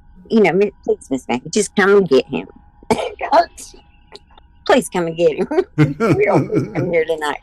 He's in scuba gear, so you might want to bring you some clothes. And I'm like, no, I didn't want to go get him. You know how embarrassing that is. I'll bet. You go in there, and here he comes, scuba gear and all, oxygen tank, and every once in a while you take it out and say something stupid, and then I'm like, shut up. Shut up. This just hit me. All right, so what got you to move from Florida to to where you're at now? What made you move? Well, it sure wasn't by my I didn't push for it, I can tell you that. My grandmother drowned in 1997, in February of 1997. And my mother wanted to bring her home. And her home was was next to where I'm living right now. Because they at the Brazelton, Georgia. She always wanted to come home, so my mother was going to get her home, and she flew her home, and we all came up here to just for her. And when we were here, my husband was riding around, looking around, and he told me he just felt inside that we needed to really think about this, moving. Because Tampa had gotten a little out of control. We were paying real high taxes, and flood insurance was ridiculous. It was getting out of control. They wanted to build that stadium, and we didn't want to pay for the stadium. But anyway, they come up with that, and he found that there was a plant. There's a company that he worked for 40 miles from where we're living at now. And he said, well, I'll tell you what, let's do this. Let's go home and pray about it and think about it. And he said, I'll ask them if they have an opening, and let's just see what happens. And I said, okay, here's the deal. 2 weeks from today, if something did not come through, then we stop this, because I really never wanted to leave Florida. And 2 weeks from that day, he came in and he said, well, they want me, they want me to come up and tour the plant, see if I want to go in there. And I said, okay, fine. So we did. And they wanted him to start as soon as possible. And I said, well, that's fine, but we got to sell this place. We didn't have it, wasn't enough to work 2 homes in it. So. And I said, again, I put my little thing out there. I said, I'll tell you what, I'm going to put a little sign around the mailbox. And if it sells, it sells. If it don't, it's over. I put one of those little signs that you put in on the car window for a car for sale. And I hung it around the mailbox like a necklace. That's all I did. Now, you got to remember, this is the part that my husband was mad at me. We lived on a dead-end street surrounded by water. So chances are nobody was going to drive down there and see that little necklace hanging on my mailbox. So I wasn't going to sell. And that Saturday, I think we had like a couple of days left in our deal. And this guy pulled up my Cadillac with a beer in his hand, got out and saw my necklace on the mailbox. And he walked in and he was like, can you show me around? And I was so honest, it was terrible. Like I told him the seawall had a crack in it, and every year we had to fill it and repair it. And every year, the water sprout would take a palm tree and twist it off, and you had to replant them because you just had to. And the boat ramp, we had to work on that. And the boat lift needed a switch on it. You had to do it manually because something was out of whack there. I just gave it to him straight. We went in, and I said, well, that's a repair right there, because my son rolled our dining room chair right on through that wall. So we had to put a whole new wall up. Right. I was brutal. And then he was brutal back. And he said, you want to use your attorney, or do you want to come to mine, or would you like a mutual? You know, and I'm just like, for what? He said, I really don't need to see the inside. He said, I was going to build a home here. And he said, I want to close next week. And it was shocking. And so we did. We went in there and we closed. And we thought we were going to have a little time to pack and move, because I did not pack nothing. I did not prepare nothing. We had nowhere to go when we got here. So we weren't ready, because I wasn't ready. And he said, well, can y'all be out by 6 o'clock Saturday night? And it was rough, but we got that U-Haul loaded and we left Florida with nowhere to go. So you know what? It worked out fine. We were meant to be here, and where I live right now, I was meant to be here, because we put a circle around the map, 40 miles on it, anyway around Atlanta, 40 miles out either way would have been fine for him. Mm-hmm. And the only house that we could find that would hold the furniture and things that I had brought was here where we're at right now. So, you know, it's like, because I wasn't willing to give up nothing. Do you know where Helen, Georgia is? Do what? Have you ever heard of Helen, Georgia? I have, yes. I've been there a few times. The German, the whole... Yeah, the German fest they have every year. Yeah, the whole place looks like it's Germany in 1948, or pre-war, I put it that way, but it's nice. It's like Hansel and Gretel. My wife's family's got a cabin out in Blairsville. Yeah, I know where that is too. Yeah, it's a really nice area. Well, I'm not far from there. Not far, really, at all. Not too far. Mountains. In the mountains, man. Brasstown, Bald, and all that. Yeah, now we go up there. I have a grandson that lives up in that area too. So I like, and it's not far. It's only like, I don't know, about 40 minutes if it's during the day, you know, when you're in traffic sometimes. So it's not a far drive for us. In fact, we're talking about going to the mountains, and we're not going in September. I've been wanting to go back to the casino because I got to get my money back. And they've had it for a couple of years, and I'm really upset about it. Yeah, I hear you. They better get it this time. I donated last time, and I want it back now. Exactly. So it's either there or go back to the beach. I'm thinking I want to go get my money back. Well, what do you play when you hit the casino? Here we go. The penny thing, the penny machine. I like that one. Nice. I do max bet, but it's the penny one. So do you take the free drinks while you're doing that? Well, they were only serving free Cokes and there. Oh. I think you can buy alcohol, but I had to quit drinking a long time ago. Drinking got me in trouble. Oh. Got me married. I've gotten in some serious trouble drinking, and I don't, because I'm very friendly. And the last time I got drunk, my husband, myself, my sister and her husband, we were in Orlando, Florida, and my sister went to bed because she don't like nobody. Well, I like everybody. So my husband and her husband, we went to the lounge and we ran up a bar tab for hours. And when I get drunk, I'm silly as a goose. And like I said, I'm very friendly. I'm playing pool, but I'm cheating like hell, just cheating. Just, if I couldn't hit it, if I couldn't get it in there, I couldn't see it. I can't see it. Well, they can't see it. So I just put it in the pocket and look at them. That's right. Well, that's great. When we went to pay that tab, it was phenomenal. I mean, we should have went home ashamed of our stuff, but we were drunk. And I had done we're in Orlando. I had invited everybody in there to come and visit, gave them the address and how to get there. I was ready for company. Told them when we was going to be back home. And because that's just how I am. If they'd have showed up, I'd have welcomed them. If they would have showed up for harm, I'd have shot them. But, I'm just like that. And we were coming up to get to the room, and we must have looked like the Three Stooges because my brother-in-law was drunk, and he's like talking about getting in the car and going to get pizza. He wanted to go drive and find a pizza in Orlando. My husband, who was on the other side of me, was saying, I think I want to go swimming. And there's me in the middle. And I'm like stopping them. You know how you put your arms out to stop somebody from moving? I kept swinging my arms out, and we had all three stopped. And I said, be still, because this floor is moving. It's going to take us to the roof.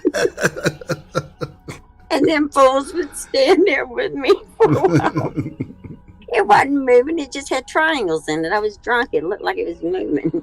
It took us forever to get to the room. But that wasn't the worst part.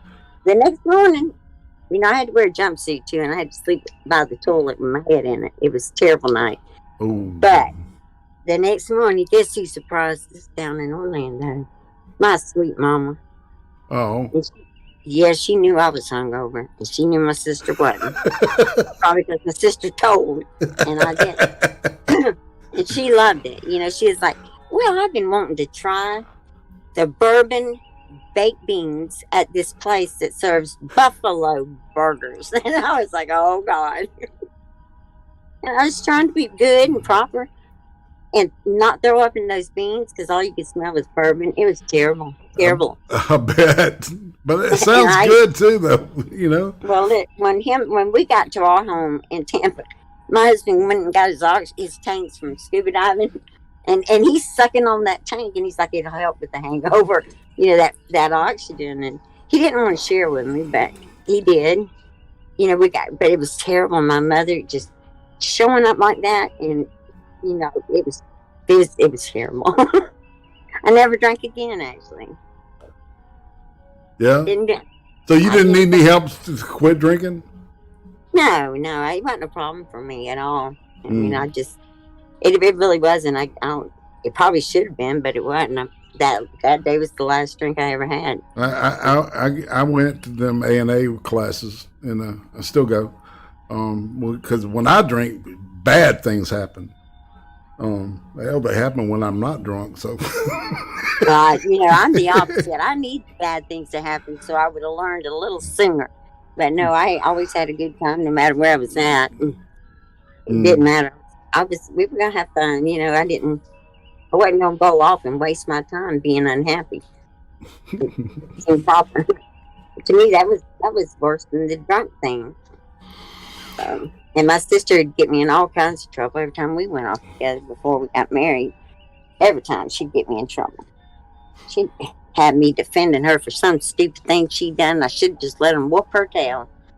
So did y'all ever go to the movies much? Did you ever go to the drive-in or anything like that? We did. Well, yeah, when I was younger, I used to get in trouble there too. But yeah, pretty much, on the weekend we'd have one drive-in, and they were fun. You put the little speaker in the car, and about 15 people roll out of the trunk, and everybody's you snuck them in, yeah. Yeah, you trying to get enough change to get one Coke, so you all have one sip of it. That was that, and they're bringing them back, but they're not like you need the stupid speaker thing. I agree. To get the full experience. Get the experience. Yes. Yeah. Oh my God! If I had a nickel for every Christopher Lee vampire movie I ever saw, geez, I'd be rich. And all of them at the drive-in.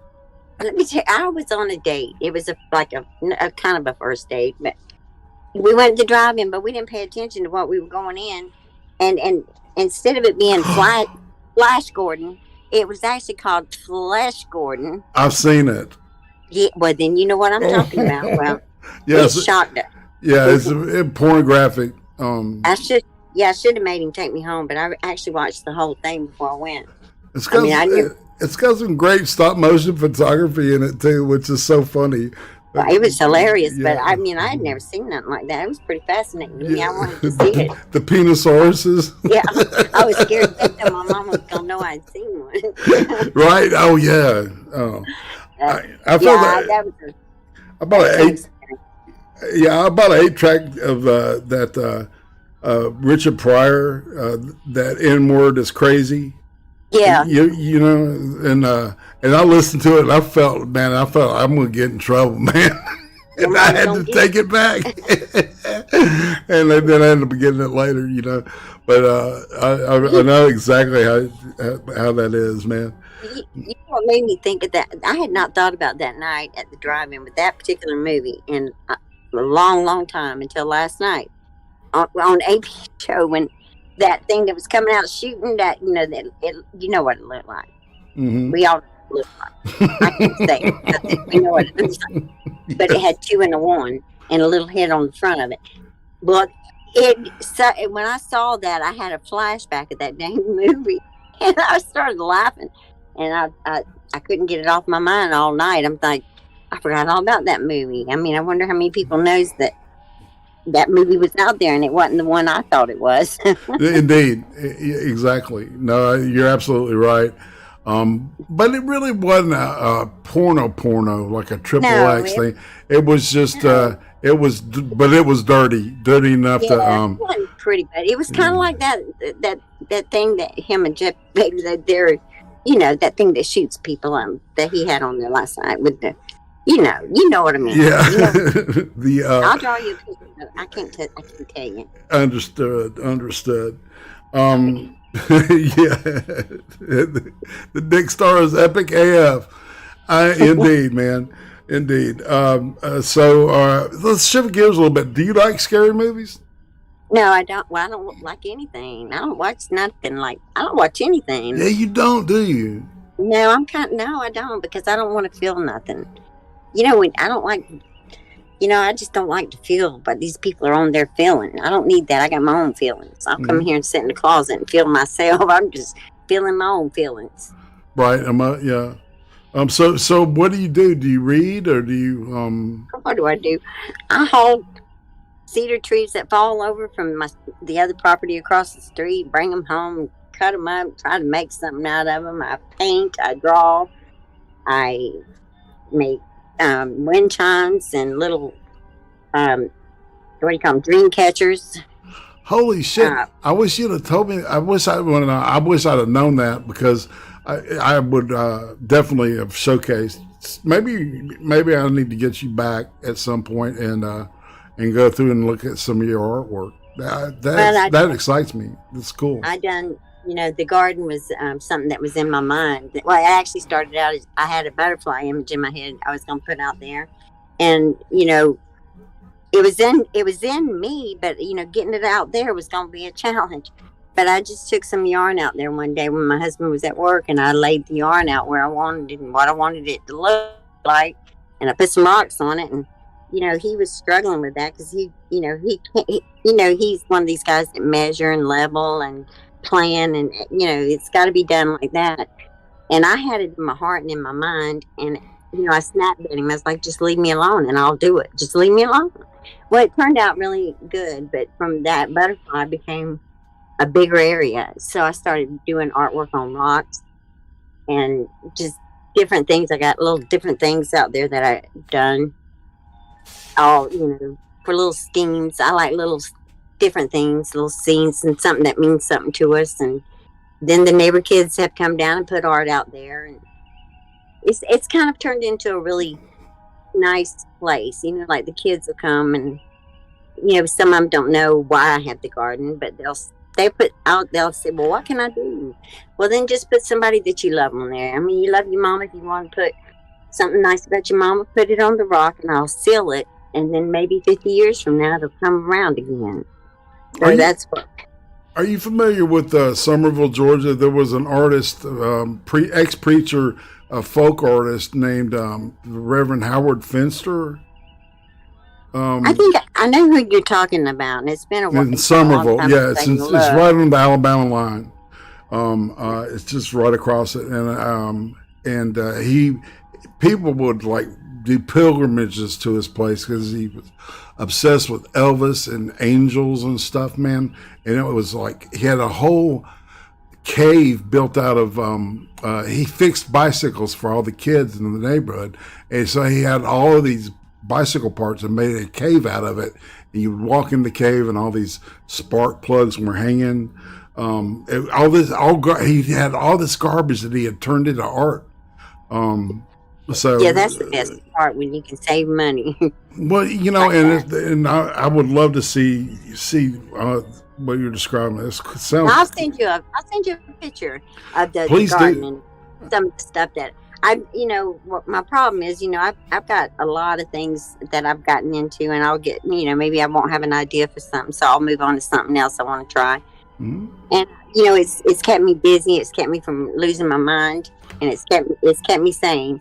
But I've gotten into just trying different things because I want to learn how to do things that I never got to do. Like my parents would have never allowed us to go out in the woods and get a tree and drag it home, much less get a handsaw and work on. My husband won't let me touch the chainsaw, but he did let me have a handsaw. I did it though. I mean, by God, it took me a while and it was a lot of work, but I cut it and I made shells. I sanded them, and someone gave me a sander just for me because I can't touch my husband's. It's forbidden. I mean, he just let me in the shop like 6 months ago. I wasn't allowed in there. I didn't know what was in there. It was off limits to me, but now I do know what's in there, and I understand why he don't want me in there. I wouldn't if I was him. I wouldn't let me in there because I'm not. He's real neat, organized, and like just straight out straight. Like if there's a straight line, he's going to stay on it. And I get on that straight line, and I can't help it. I got to go off of it. If I can't touch something, I've got to touch it. When I go out to the store, my husband he won't go with me. He says, you just got this rebellious thing in you that you got to go up every aisle, and you got to touch every item before you leave. And I do, and I don't know why. I think it's because I know they don't want me to. That's hilarious. But it's like I totally get it though. I went to when I was young and in college and shit. We went to New York and went to the Museum of Art, and I touched that famous Van Gogh painting. With the Starry Night, because it was like, don't touch it. There was just a velvet rope between me and it. And it's about the size, it's a little bit bigger than a cigar box, right? And I touched that thing, and I looked around, and then I touched another painting by Degas. I don't know if you know that. And then I touched a sculpture. It was like I felt liberated. I love it. It does feel good, don't it? Yeah. It's like you rule, but you don't get arrested for it. No, but yeah. You just don't get in really big trouble. No, they don't like it. Like my husband, he's like, I'm not going in there with you because you drive them people crazy. Because I know I do. I used to do that for a living, and I know it drives them crazy when somebody comes in and goes up every aisle and touches everything, and then don't buy that much, or I'll buy a lot. It just depends on my mood that day. But I can't help it, and I love it. I watch them. It's like I'm scrutinizing them. I want to know if they're doing their job right. Like I care really, but I can't help it. I have to touch it. I have to do it. You say left, I go right. If you tell me the best way to go, I'm not going that way. I'm going to go the worst, and I'm going to complain when I get home that I did and wonder why you didn't stop me. So has your rebellious nature led to like any tattoos or piercings? Well, I got tattoos because I was, I had to hide them for years and years from my mom because, the ground was going to open up and swallow me whole because of some stars I had. First one was the shooting stars, and that one, thankfully, they're on my ankles because I had to do that too because they said, oh, it's too painful to do it right there on that bone down low like that. You don't want it there. Oh, yes, I do. Yes, I do. I want it right there. It is painful, by the way. But I bet. But they tell you not, when I can't help it. You tell me not to. So I'm going to do it. I might sit there and cry the whole time, but I'm going to get it right there where you told me not to do it. Because I ain't a sissy. That's right. Let's see. All right. So in 40 years, what do you think people will be nostalgic for? In 40 years. You think we'll be here? Those poor fools that buy my painted rocks are going to be thinking it was nostalgia. It had to be something back then. I don't know. I wonder. I don't know because things changed a lot in my life. Yeah, I don't know. You remember mood rings? Yes, I do. Yeah, that was a huge thing. Yeah, that was pet rocks and mood rings was the deal. I don't know. I think people are so instant. I don't know. It's going to be such a variety of things that that they'll look back on, and If they hang out with, if they're anywhere near where I'm at, or where they're going to be really confused because they're not. They'll just be confused for a while, a couple of years probably. But that's what we have to take them a few years to figure it out. Hey, we're going to ask a question from the question asking thing here. Well, as long as they still hung out with me. What's something you wish you were really good at?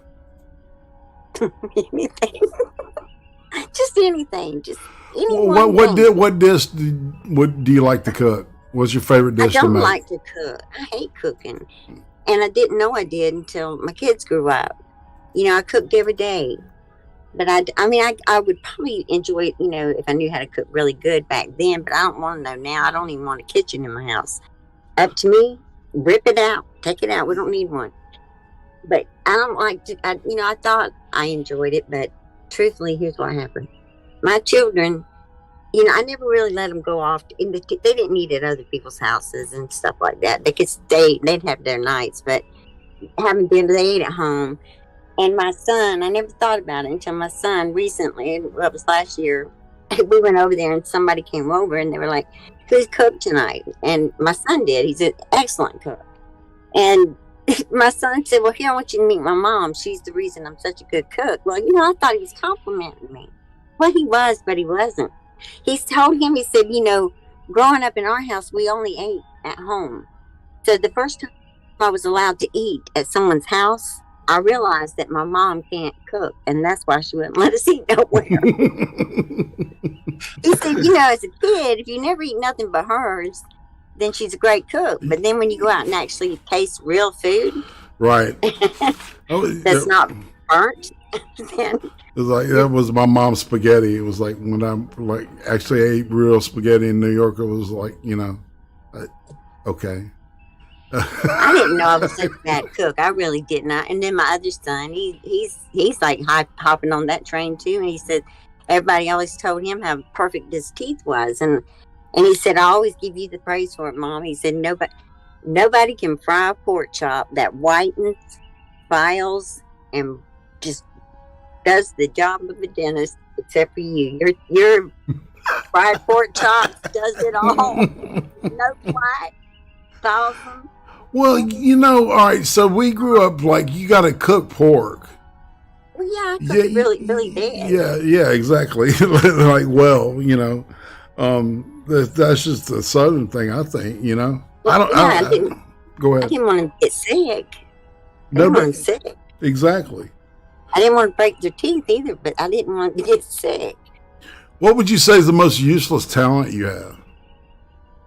Oh, man, useless talent. I can change a baby's diaper faster than you can turn around. Well, that could be very useful. You're with a lot of babies, Not no more, because nobody knows what a cloth diaper is. Oh, that's right. They're all into the plastic stuff. Yeah, I found that out. It hurt my feelings. Not one of them know how to change a cloth diaper. Lordy. They don't have a clue. I know. And they can't write cursive either, these youngins. Yeah, and they can't wear... one of mine was trying to figure out how to make a skirt out of the diapers. They had no idea what they were for. No, not for you. Well, if you could go back in time and spend a week with anybody, who would it be and why? Well, I feel real good about my mom. When I was with her till every second, every time I could, and at the end there for months, it was just her and I sitting up there every night just talking and eating cupcakes.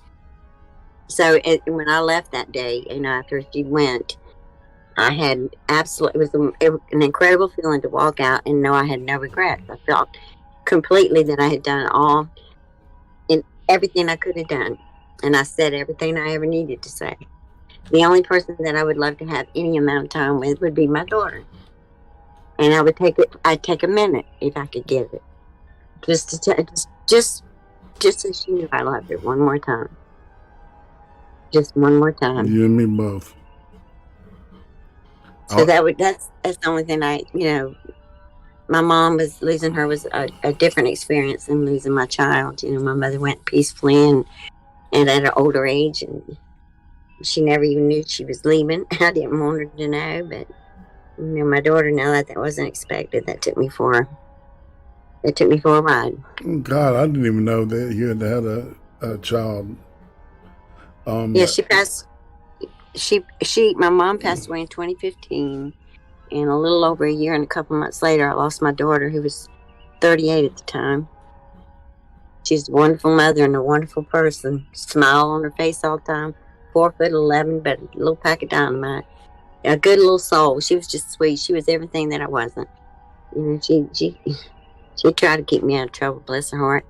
But that was sudden. It was scary, and it was the worst thing I've ever had, and it still is the worst thing I ever have to deal with every day when I get up.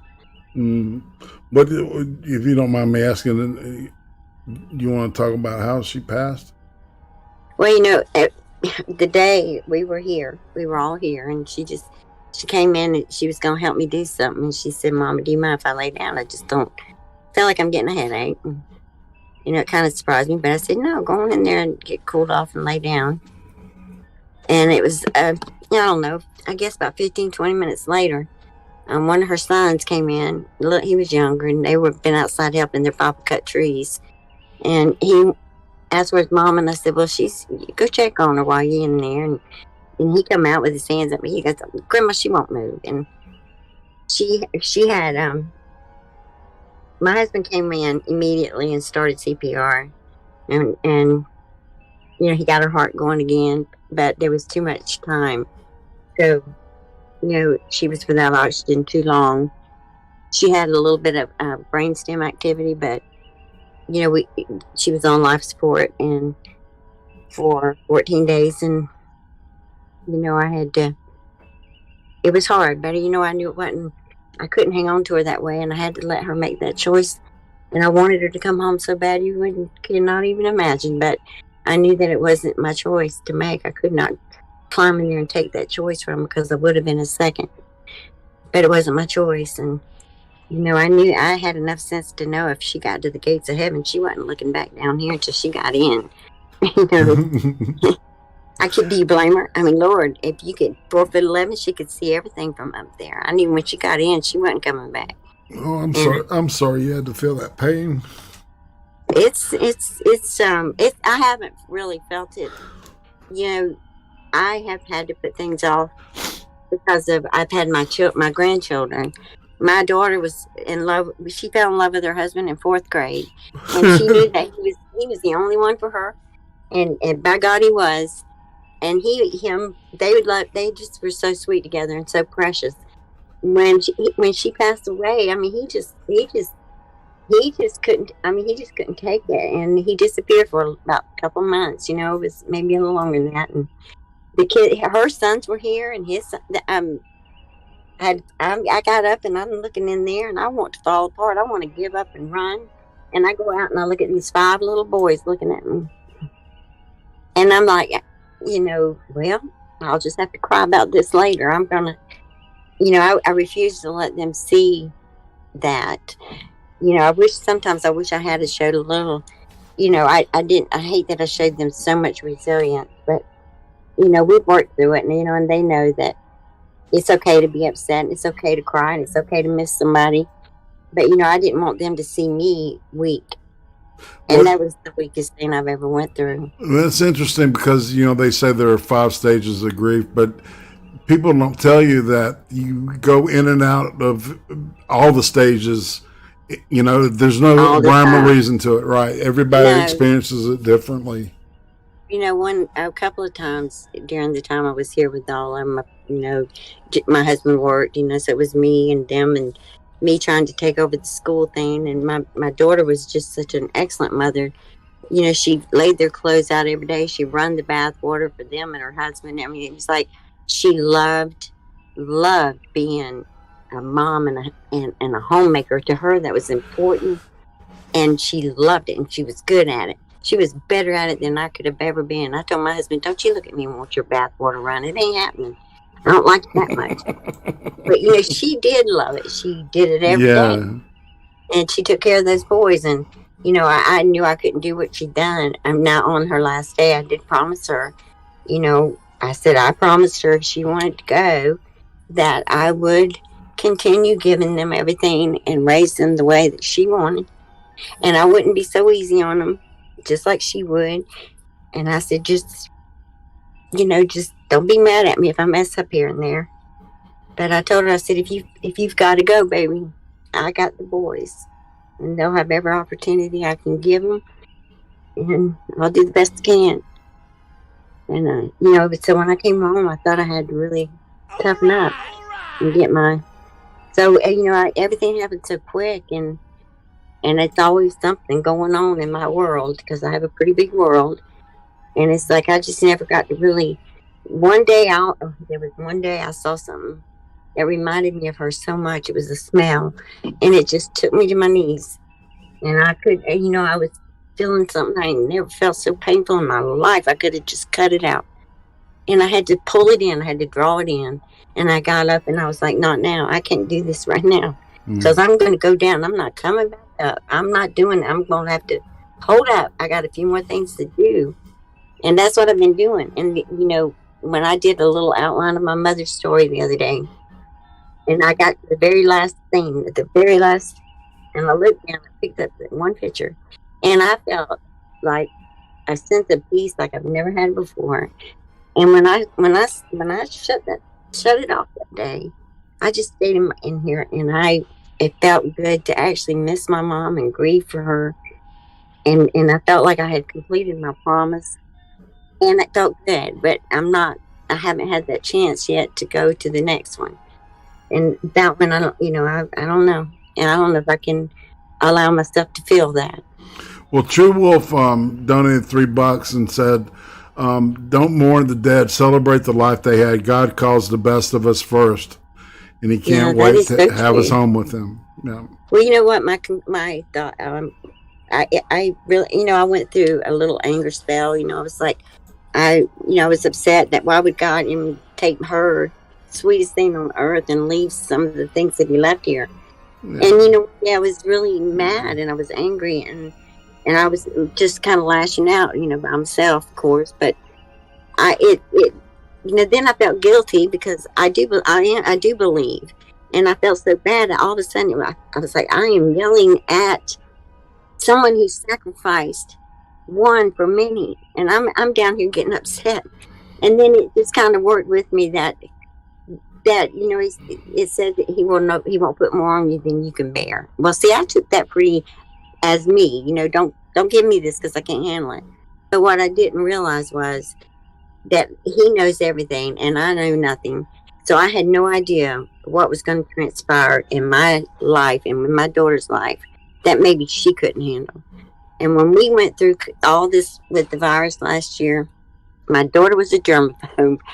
Me and my other daughter was talking about, I said, Angela would just, that would have been too much for her. I mean, she really couldn't handle her boys even getting a sniffle, or, there's some things that you don't know about. And there's, I didn't think about, sadly, I didn't think about what she could handle. I was thinking about what I could handle. And I was the one here with the pain. Mm. But the truth is, maybe it was something she couldn't handle. And would I want to put her through something she can't handle? No, I wouldn't. I wouldn't do that to her. I couldn't do that to her.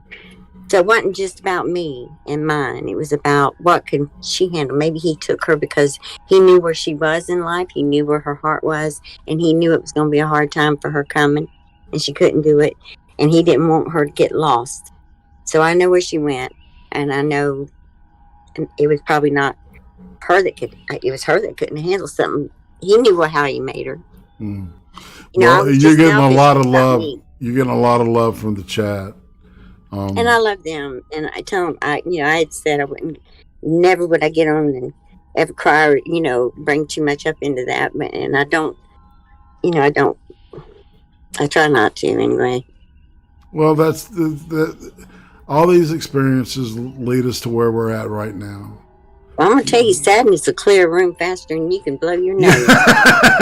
It's like but I think it connects us all, because we on the internet and shit, people shit on each other all the time, right? Yeah. But we're all real people, and in pain, is something we can all identify with. Emotional, spiritual pain, the physical pain. See, that's the way I seen everyone that I encountered on the internet when I felt like someone had went across the line, and that's the only reason I went out there. Otherwise, I wouldn't want anyone to know that we were even remotely, maybe, could be, possibly related at all. But, when someone crosses that line and you're at a point in your life where, what they say is not going to affect your employment, because, every job I've ever had, I've had to have checks, background, and, I've had to go through a whole lot to get that. Mm-hmm. But I'm at that point, but that's not a problem for me. Now, it could come up if anybody ever needed help. But, I'm just going with it. It's going to be okay there too. But what got me was when someone crossed the line by bringing, first of all, it was my daughter in it, and just laying things out there that, her boys being young, I didn't want them to ever stumble upon anything like that. Because, see, they only have the memories that they have to that point that she left them. And then from this point on, it's the memories that I share with them and the memories of the other people share with them. And I don't want anything that person says to be a memory or even come across their ears. Now they're both, the last one will be 18 in November. And, I just could not sit back and because I know my grandkids are going to say, well, Grandma, or why didn't Grandma say anything? Why did Grandma let somebody say such horrible things and not stand up when she always told us to fight for what we believe in? Why did she basically failed us and lied to us. She didn't stand up for nothing. So I couldn't stay back. That's how I ended up on YouTube, and I couldn't let anybody else get flagged or hurt financially because I felt, because it was very personal for me. So when they got targeted like that, it felt like it should have been me, not them. So I wanted to make sure it was me and not them. Mm. So that's why I did the channel. So if she wants to attack a channel, come after me. Bring it on. That's right. Leave family out of it. Yeah, just leave to me, anybody that cares about you's family. So I would, it hurt me that, my problem, I just didn't want to hurt Virgie or AP or Dayway or any of them. Exactly. No, or you or anybody. I understand. So I just thought, well, I'm going to see if I can divert it back onto me, and she can just come after me again, and let's keep it between, let's just keep it right there. And the name was, because that sweet little girl Harley, that's a little baby doll right there. But, she brought me on here, and, I don't regret it now. I mean, at first I was so embarrassed and sad that I had everything that was worked so hard to achieve was torn down so quickly. But I've actually learned more, and I appreciate each one of the people, like I've said, and I truly mean this. Everything that's been said to me has been taken to heart, and it has taught me something, and it's also showed me that, I'm not the only one in the world that's had problems. Some of them have took my breath away. I have read comments that took my breath away. I could not speak, and I had to think about it a little bit because I don't even know what to say. The only thing I could think in my mind was how amazing that this person has risen up and has gotten on here just to say something. That's pretty, it's amazing to me, and it gives me encouragement and strength. And it also helps me to share, like with my grandkids, look, just because you think you're having a bad day there, I promise there's someone out there that's struggling a whole lot more than you are. And Absolutely. If they can make it through it, you can find something in them to hold on to and pull yourself up out of this. Because, we think we're alone, but we're not. Indeed. And we think we got it worse, but we don't.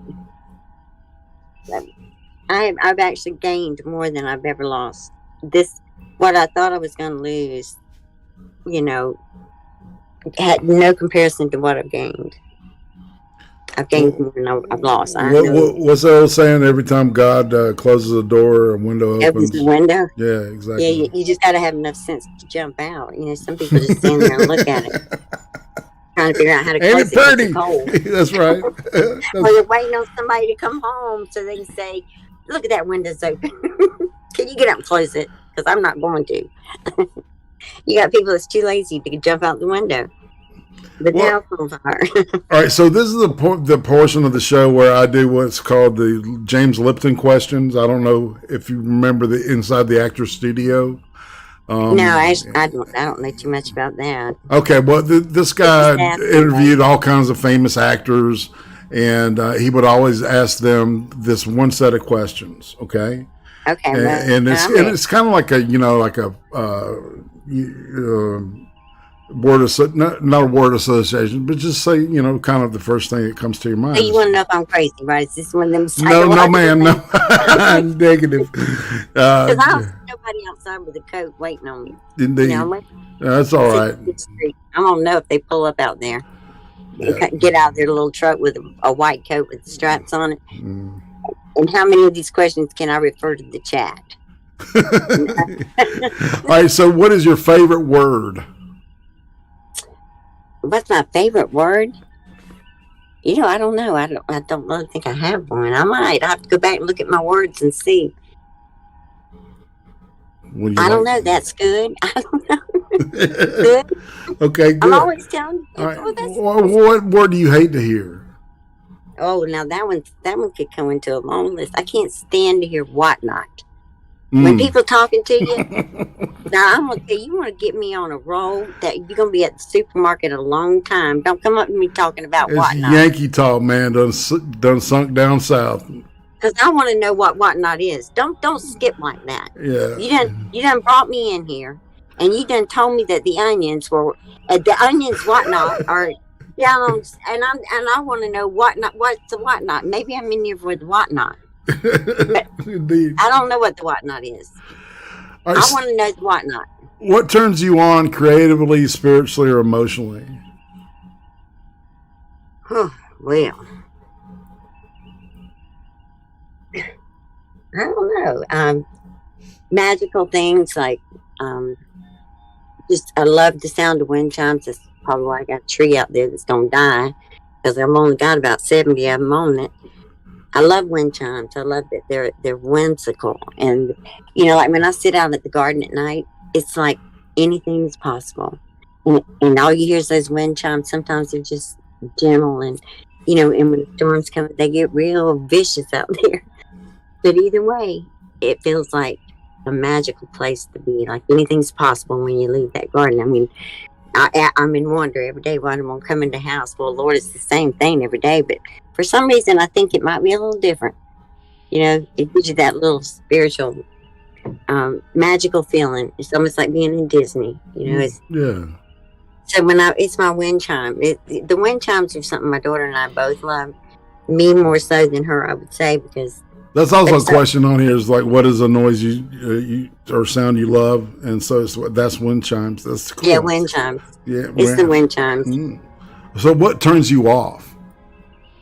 What does what now? What turns you off? Like immediately to shut you down.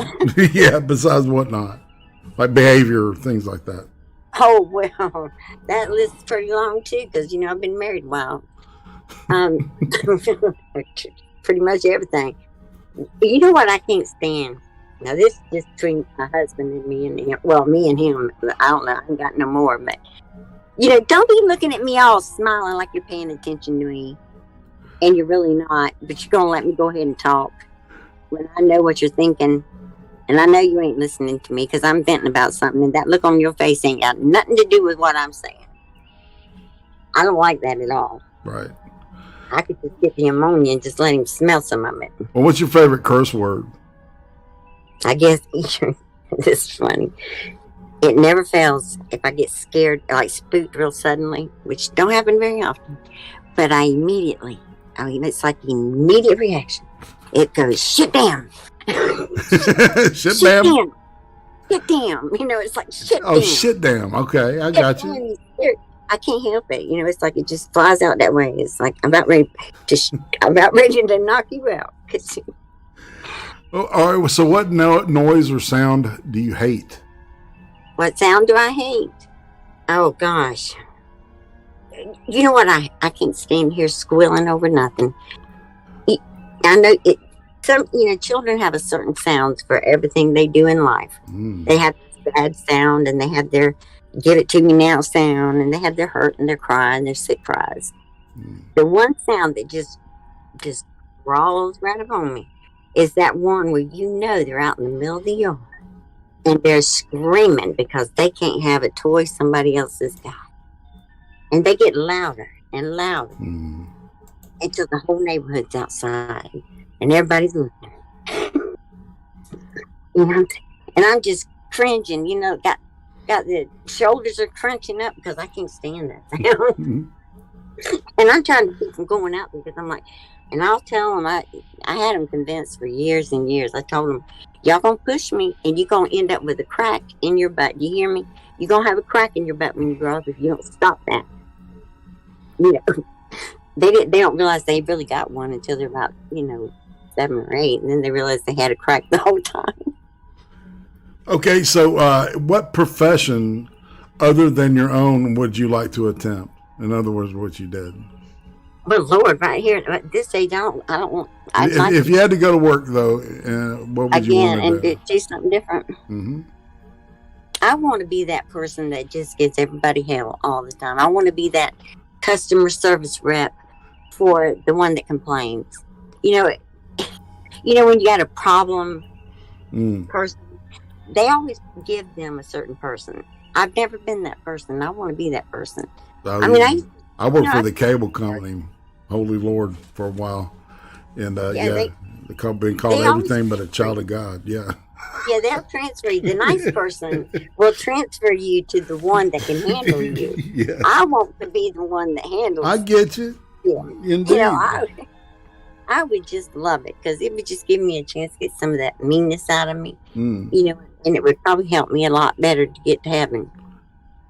Indeed. I'm telling you, because I get pushed every day. I'm like, there's something back there going, come on, get mad, and just tear them up like a hungry animal in the woods. Just rip them open.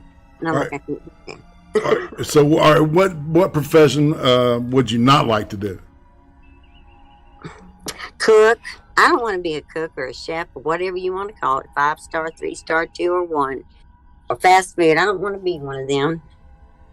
Like I said, I don't like kitchens anyway. I don't think a home really needs one. Indeed. So what would you like to hear God say to you when you arrive at the pearly gates? Well, girl, you made it. I'm proud of you. I didn't think you were going to make it. I mean, if I could just hear you. Well, my God, you made it. Come on. Happy dog. I'll be so happy. I'm going to scroll up and ask a couple of these questions that, it's like this has been a fantastic show, and I thank you so much for being so candid. Becca Fairley wants to know, do you have any strange or unusual collections? Yeah, I kind of do. And it's really sad, and a really, really sad one. I need help. A couple of years ago, I noticed that the kids, they get these little toys, little tiny things. And like some of them real little, like little baby dolls and stuff that are so tiny, like a fingernail tiny, little tinies. Well, one day I'm like, they're not taking care of those little tinies. Well, anyway, I started picking them up.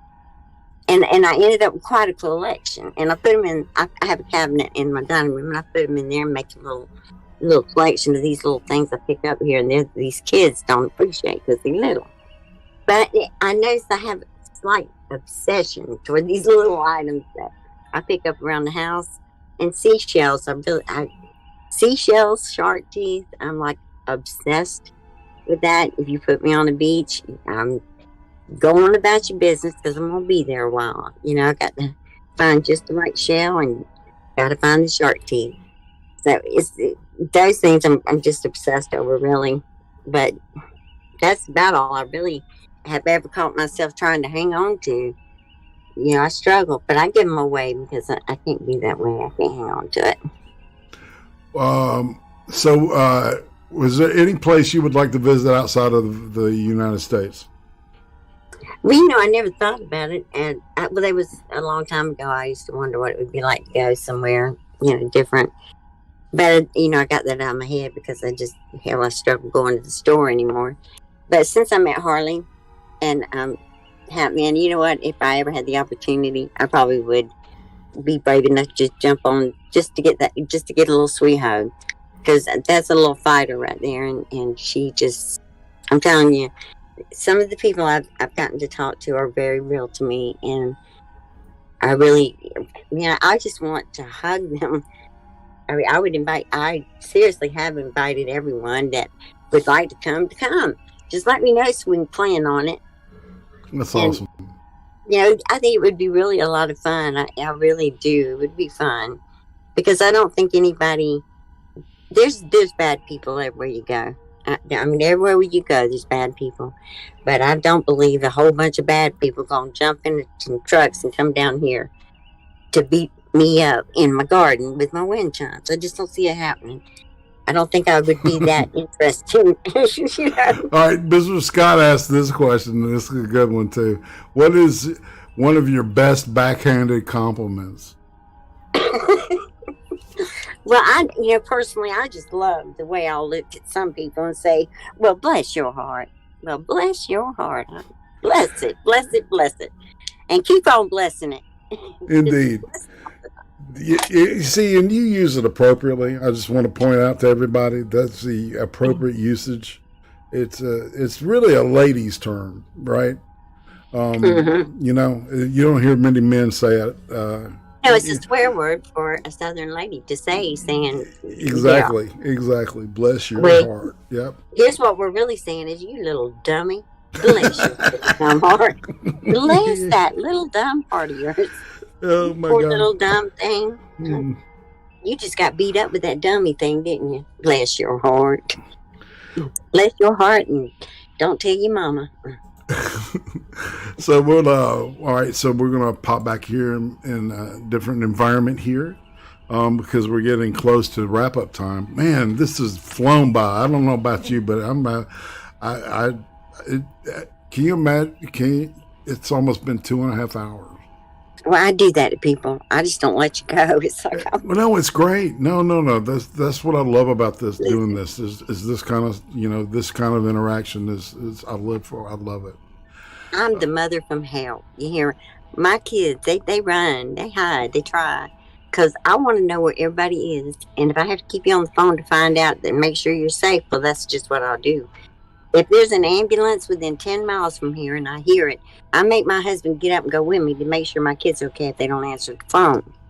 Now, I'm just terrible, and I know it, and I can't help it, and I apologize all the time. And my son one day he says, "Mama, that's why we try to go the other way when we know you're looking for us, because we know you want to make sure we're okay." and we're a little old for that. I mean, I'm an ambulance chaser, and just want to make sure I want to know who's in there, because I just want to make sure that it's not mine, and whoever's in there, I just want to make sure I comfort their mama, because I know she's out there with me, waiting to see whose kid is in there. All right. So yeah, we're at the point of.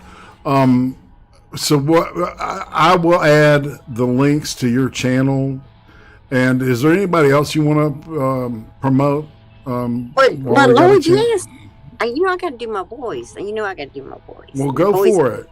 My boys, they wave. Them are my boys. They're the boys. And JJ Stoner is like he just don't even know. Virgie, I think I did get that across to Virgie, what he truly has done to help me. I hope I did anyway. And Adonis Paul, he just brings laughter to me. And I see it right in shit, man. And I see there is so much. He is so much like my home is. When my family is together, they are like a whole bunch of him here. I mean, you never know what any of them are going to do or say, or what kind of crap they're going to come up with. They've done it to me this time. The only time I've ever put them on that camera, and they out there talking all hillbillies and tomatoes and stuff, and all I can do is go with it, just like I have all their life. Mm-hmm. I mean, they're just like these guys all rolled up into one. My house is never ever without somebody doing something that somebody else is gonna pee themselves before they get to it's gonna happen.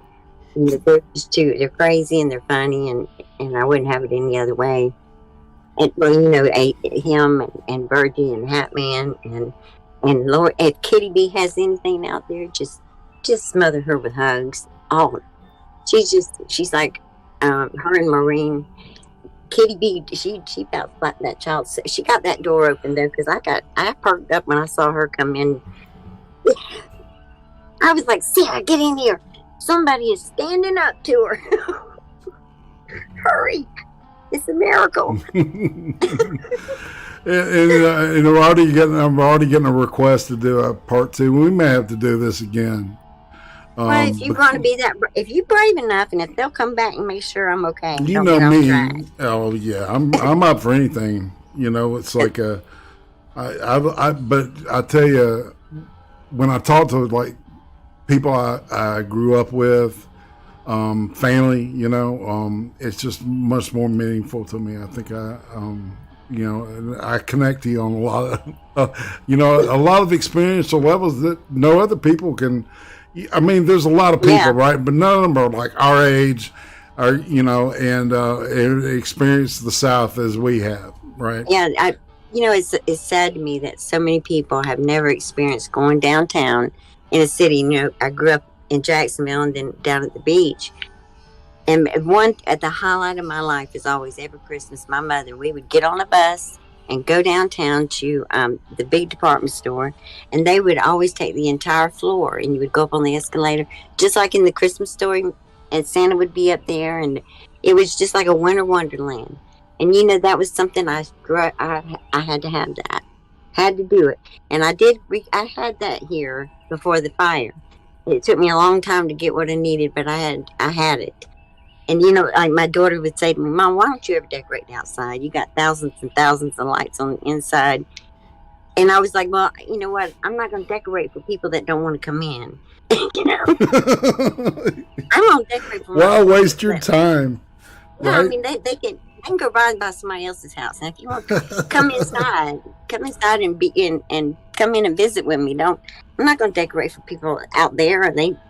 This is for if they want to get out of the car and come in, I'd be more than happy to welcome them. But you got time for one quick thing before I forget? Absolutely. I'll make it quick. I'm pretty strange. I always say take good things from, you know, your life and bring them into your new life, whatever, you know, with your families. And, you know, I had Christmas is very special to me. I don't know why I even hesitated on that, come think of it. But when I was growing up, the people that I just thought they did the most beautiful tree in the world. I watched her put the icicles on one at a time. This woman did one at a time, laying on their stuff. Well, you know, I thought their tree was the most beautiful thing I'd ever saw. So I said, when I grow up and I have my own home, that's what my tree's going to look like. So all my children, all they've ever known is that they weren't allowed to touch icicles. And all they've ever known is they'll put the bulb on, and somehow during the middle of the night, somebody moves them all around. Because I want, you know, every branch has to have something on it. You know, and there's something about like putting them on. There's like this calmness. You know, it's like that's an experience. Do they even sell that still? Well, they sell something like it. It's not the original tinsel that, you know, because they say it's got something wrong with it. But you know, I wish I'd known that. I would have saved every strand I ever touched, because I'm real careful with it. I love it to pieces. You remember those big old Christmas tree lights with the bulbs that would burn you if you touched them? Yeah, I do. Man, them were some scary things right there. Yeah. But like my daughter, I never thought about how really peculiar, picky, whatever you want to call it, I was, until my daughter got married. My youngest daughter got married. And her first Christmas in her home, she was so excited. And they put the tree up, and all hell broke loose. I'm not kidding. All hell broke loose down there. They only lived a few houses down, but all hell broke loose. So I volunteered to go down and see what the fight was about. When I get in there, and I was shocked, and I'm embarrassed to tell y'all, and y'all don't tell nobody. But when I got in there, these two young people are fighting over whose tradition they're keeping. Either he gets to throw them on there, because that's what his mama did, or she lays them on there one at a time and makes it look beautiful, and they keep her tradition. And I come in about the time the tree went out the front door. And then, you know, Sarah's like in tears, and she's like, Mama, tell him that that's just not the right way to do it. There's a right way, there's rules. There's rules. No, Sarah, honey, really there isn't. Yeah, It was I think every family has their own way of doing, and I think that's, I don't know. I hope we don't lose that kind of stuff. Yeah, but she really thought Hey, like it was Chris. like a rule of the land. It wasn't just the rule of the house. It was like a government mandated order that icicles would be placed. They were to never be thrown. It was a sin against God. You were going to hell and you were going to jail. Your choice which place first. I mean, she was crying. She was so upset, and it broke my heart to tell her, I'm so sorry. I didn't realize that I had put so much pressure on you. I really didn't. You got to be careful about that. If y'all got little children, be careful about that. Be very careful. Because, being that picky is a little ridiculous. And I'm wanting to tell you because that's me. And I felt so bad. All right, so do you have a final word for the chat before we exit? Well, I sure do. Because, when you get older, you don't know if you're going to get tomorrow to speak to them. Right. They'll always, I want each one of you. If I don't get to talk to you tonight anymore, I've been thinking I got something to say, but I'm going to wait a little bit. But I just want you to know if I don't get a chance to talk to you, I really want you to know that I'm thinking about you and you're in my heart. And I really do send good thoughts to you. And if your ears are ever burning, if you got an earlobe burning, but just kind of hold on to it because the chances are it's going to be me thinking about you and know it's going to be good thoughts. It's going to be real good thoughts. I'm always amazed, and y'all just make me feel so much better about where I'm at in life. It's a very scary place to be. It's a very scary place to learn a world that you truly don't belong in. And I don't belong there, but I sure enjoy y'all's company. So, well, you're a delight. I'll tell you that right now, and it's been an honor to and you know what? We didn't even touch on football or any of that stuff. We might have to we're definitely gonna have to do another show. So, and what I'll do is I will talk to you after we finish here. And so let's go ahead and wrap up and give the chat a final goodbye, and we'll split. Well, thank y'all very much for coming by and keeping me in track, and I really do appreciate all of you. And y'all should appreciate him for putting up with me. I mean, my husband struggles with that one. I think he spent more time one-on-one than he can handle. He just shakes his head and walks like he's deaf. I love talking to people. It's my thing, right? So I do too. But I know if he was like me, we wouldn't get along because one of us has to be sensible, and that ain't me. So it works out good. Well, on that note, let's say goodbye and get. Okay. Well, hey, you have a good night too. Okay, and if I don't get to see y'all before you go to bed, sweet dreams.